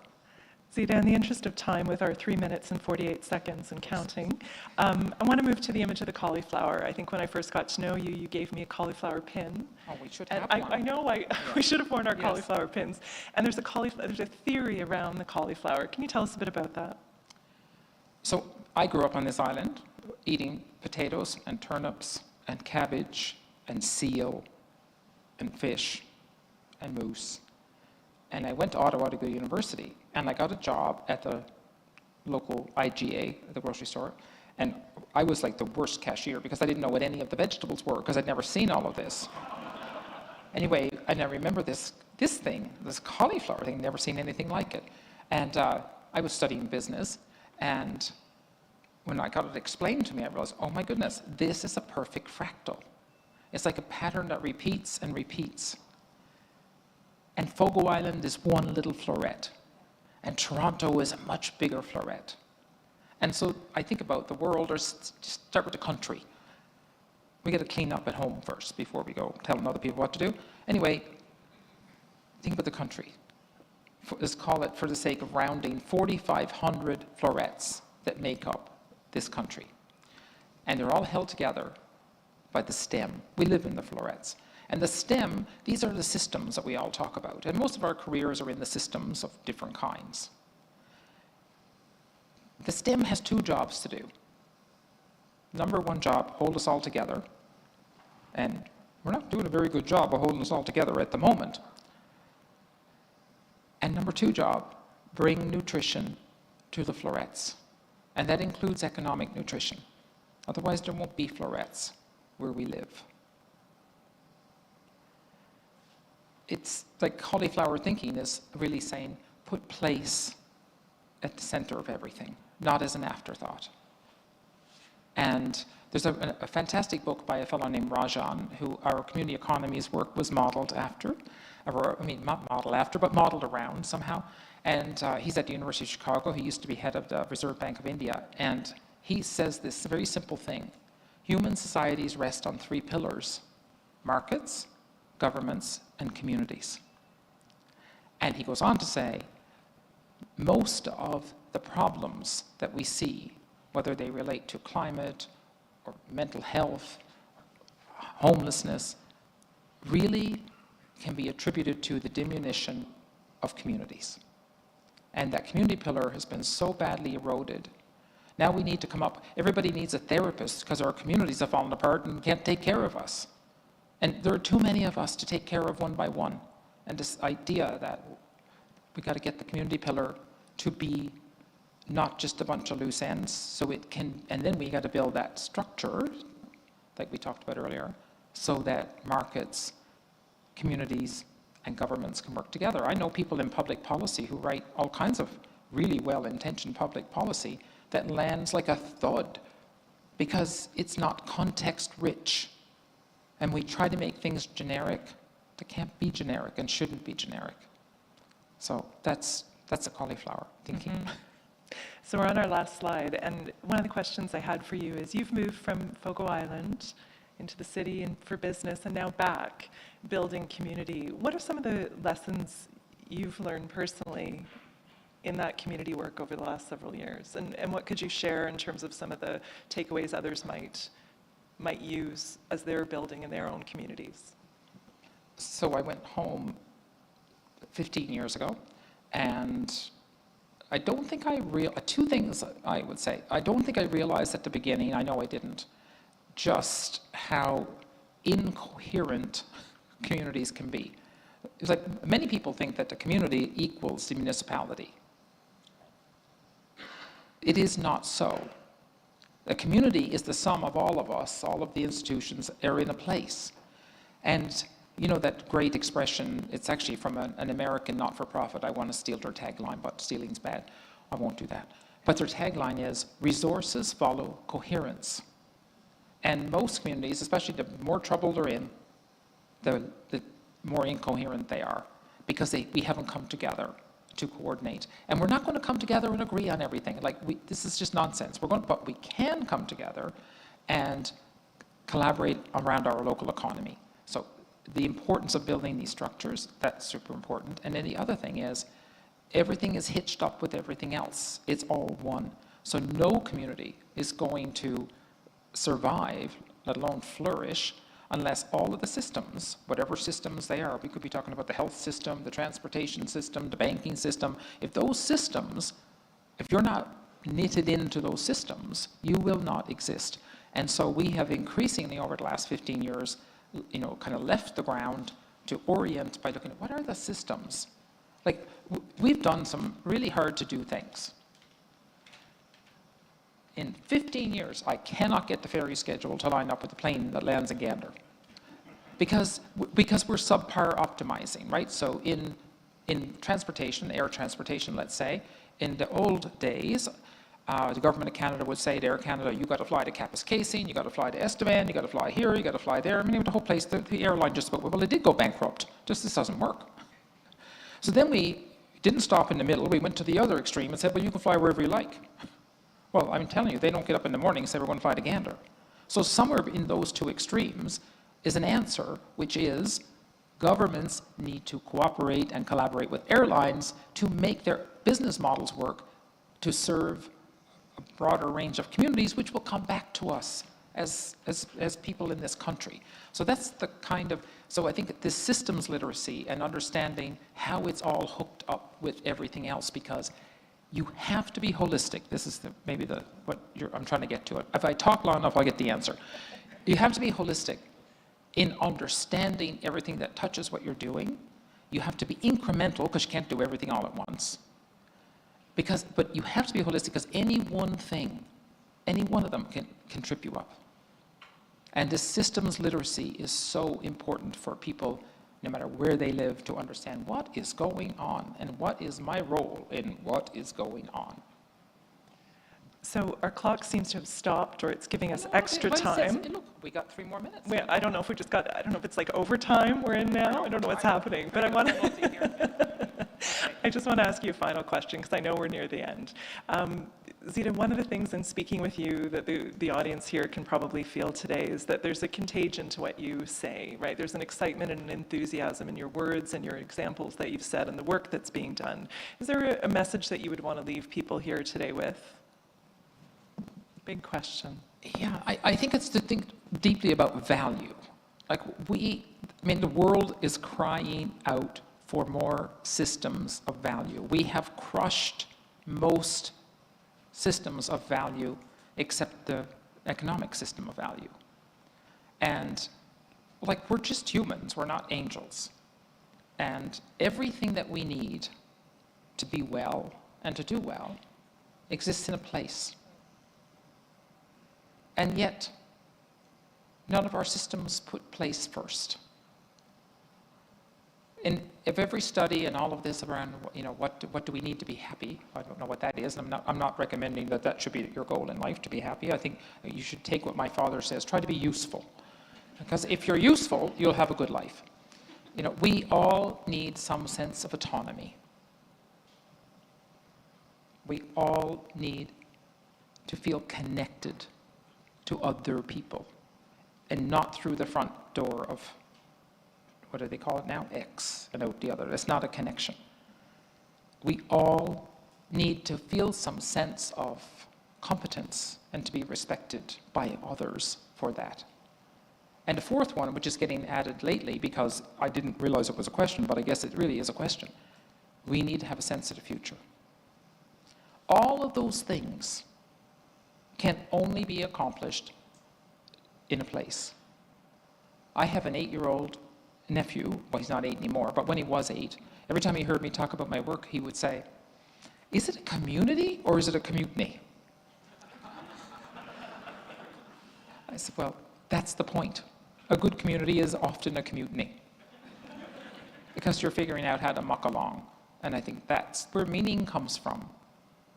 And the minute we can all say, well, you are inconvenient to me because you don't agree with me, and I'm just going to go and hang out with my friends who live in the world of bits. Even Peter Thiel, I hate quoting Peter Thiel, because you know who he is, right? Yeah. Anyway, we're going to talk about Peter Thiel for a minute. He said, it's actually quite easy to do things in the world of bits. He said, but it's the world of atoms where things are really hard.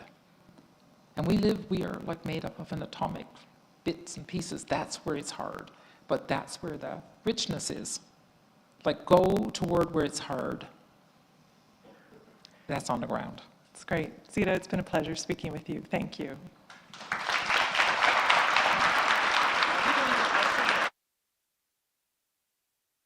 Zita's going to be joining us for the reception after, so if people have questions, they can chat with her. I just thought I'd mention that too. Okay. Are there drinks? I believe there are, and I think Evan's going to pop up now. Thank you very much, Zita and Audrey. I'm going to ask the last three people to come up on stage with us as we bring this to a close and give the nice people out front a chance to flip the room and get the drinks, to Zita's point, set up. So if I could get Tungzi, Maria, Jean-Charles, we've all got mic'd up. You're mic'd, you're mic'd, you're mic'd. All right, well, let's just sit down then, folks.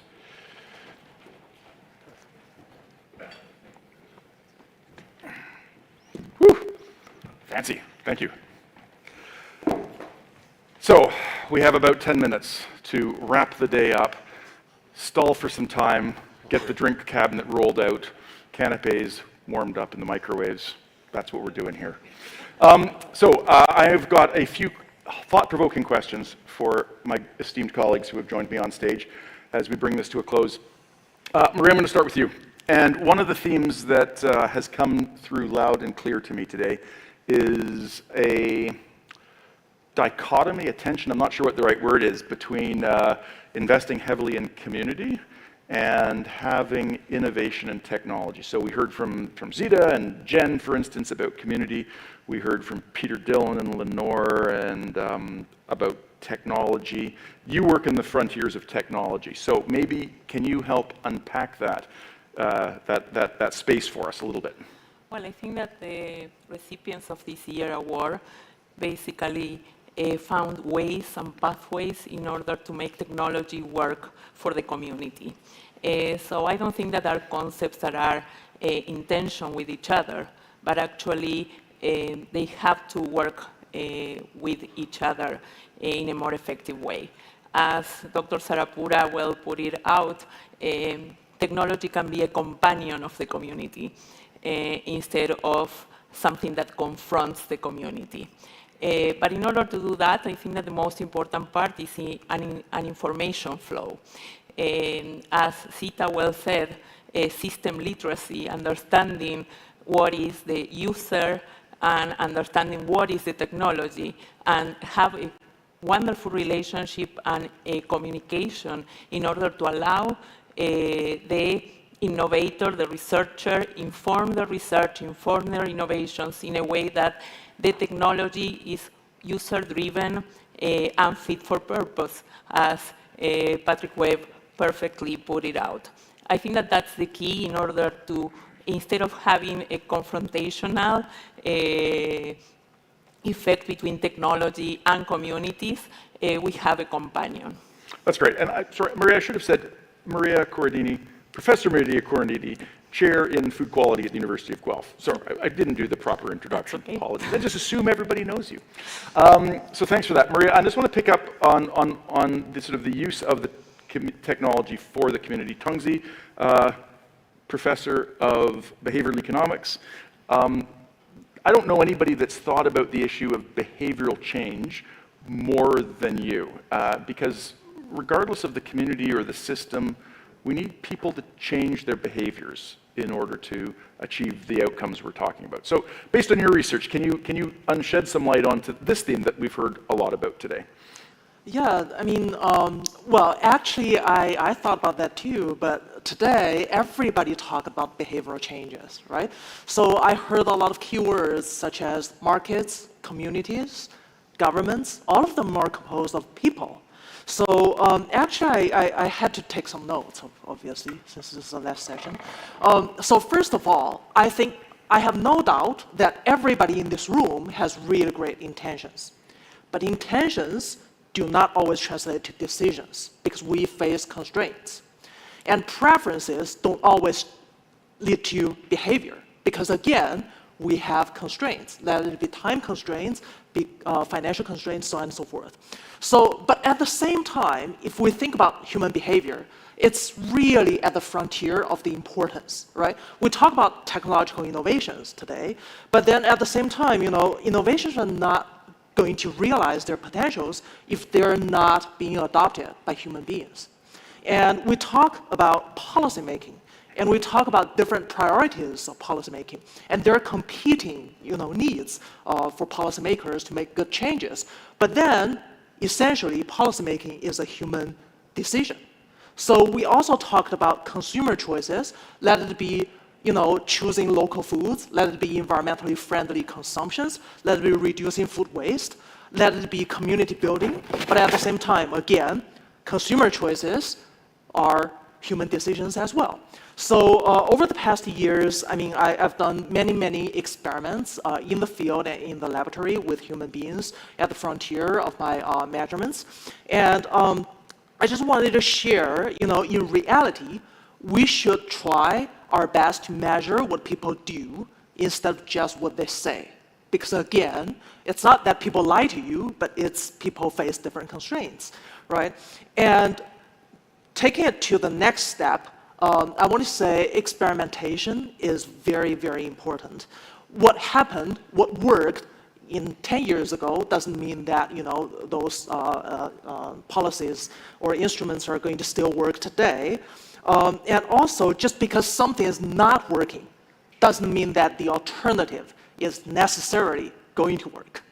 So that's exactly why we need to actually step by step through testing via experiments to learn what are actionable items that we can take, what are actionable implementations that we can take in terms of building a better community and society. And that can be social nudges, that can be knowledge mobilization. But again, so just because we have those keywords doesn't mean that we necessarily know how to actually take them forward. And again, back to experimentation, that's actually to me, that's the key to my research and my passion. Thanks, Tungzi. And it's great that you're part of the team with us now. That's absolutely magnificent. Jean-Charles, old friend, I've known you more than I've known almost anybody in this room, so it's delightful that you are here with us today. The tension, one of the tensions I think we face is this idea of a global challenge of feeding the future and the rootedness of place and community. And you work for an organization called ICA, so I have a double-barreled question for you. First of all, I think the audience would appreciate learning a little bit about ICA, so small mini lecture on ICA, small.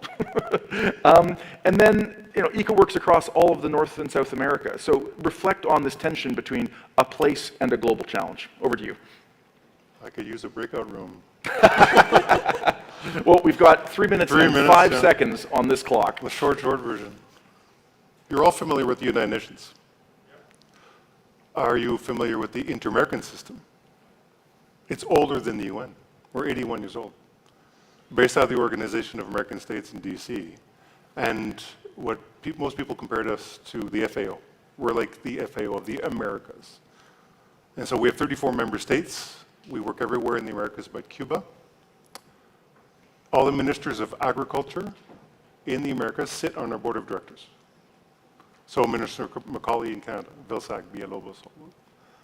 Canada is our second largest partner after the US. We implement about $225 million US in agriculture development every year in the Americas.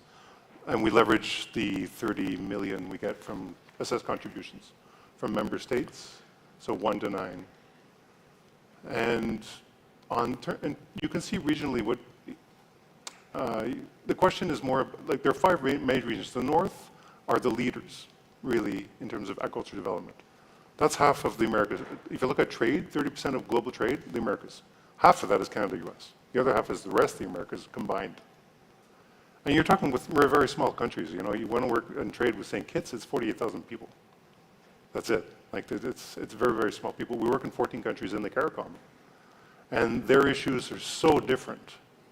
Actually, food insecurity has gone up in the Caribbean. There's a large concern there. They also have a new policy called 25 by 25 to reduce 25, I keep losing this, sorry.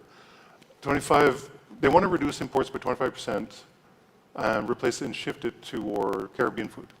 Fresher, local, regional, culinary, the chefs for development, which is kind of Zita's story. And that would reduce salt and fat and sugar, and that's the idea. The rest of the Americas have actually gone down slightly by about 2 million people in terms of food insecurity. If you accept the FAO numbers in their self-heat report, so that's the 735 million. That's different from the WFP, which is Patrick, what he was trying to refer to. That's like survival. That's 345 million. And I was talking to Beasley, he's the former executive director of WFP. I was asking him, I had 2 minutes with him in Ottawa, and I said, David, how much do you need to solve food hunger in the world? 40 billion. That's what he said. Like, we spent 300 billion on COVID, just for Canadians. There's enough resources in the world to solve world hunger. But then you look at the number that Tom gave. He was talking about 3.2 billion in terms of poverty, I think it was Tom. That's the morbidity. And if you look at their numbers, the prevalence is pretty much zero in Canada because most of it is based on food availability. So we have 3,400 kilocalories available per day in adult equivalent in Canada, and men are 2,200 per day and women are 1,800 on average. There's enough food in Canada. There should be zero hunger in this country. But yet we know 12% of households are food insecure. Rule of thumb, it's 1 to 7 out of food banks. So you see food bank usage go up, you know there's food insecurity going up by 7-fold in this country. That's kind of a rule of thumb. And so in terms of regions, if you want to look at dev speak, what's new? There's more inclusivity, there's more gender, woman empowerment, that's happening. Attracting more youth. You're also seeing nature-based solutions. There's a lot of talk about that. So we just worked with the Caribbean Biodiversity Fund. There's hurricanes every year that go through the Caribbean. And if it's not that, it's an earthquake in Haiti, or it's a volcano eruption in the Grenadines. And so we're working with vetiver grass, it grows like 6-8 feet, 2 meters. And the women are using it as they can make beauty products, and the men can use it to make household materials. Like, it's economic, and it's better for the environment, stops degradation, includes soil organic matter, and you've got nature-based solutions. Like, that's what people are looking for in terms of impact. Canada's a leader in many things. On food safety, one of the best in the world. Environment, not so much. We are among the most wasteful societies on the planet. You saw the food label. But food literacy is quite low in this country. Most Canadians don't have sufficient, 40% of Canadians don't have the numeracy skills, the numbers. They can't do the math on the food labels. And in other countries, you see front of package. We don't understand the best before date. That's a quality issue only. It's not a human health risk, but we throw out the food. So I'm going over time, but I wanted to add just one more minute, just to explain climate change. I get this question a lot. I spoke to a table earlier. The entire planet is 50 to 60 billion tons of GHG emissions. Food systems are about 17 to 20. Ag is less than that. It's about 7 to 8. Canada's economy, the entire economy, including ag and food systems, 700 million. We're relatively very, very small in the world, and ag is 1 to 10. So it's 10% of that, which is about 60, 68. By 2030, the country wants to get to 440 from 700 million. Ag, that means 44 from the 68 in 6 years. But then the last 17 years, Canadian ag went up by 5. We've got a little work to do. All right. Well, thanks for ending on a downer, JC.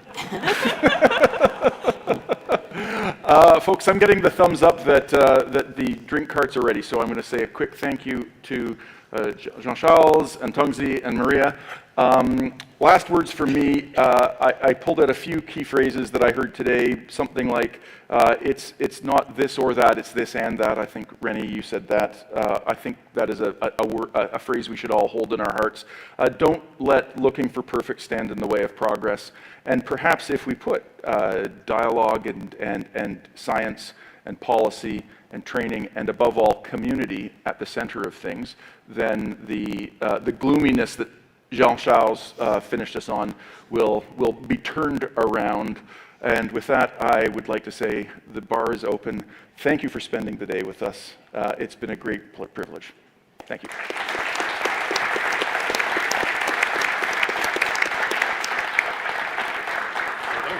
Thank you. Good job. Thank you. My favorite summit. Take care of yourself. I'm still. Thanks, Thank you.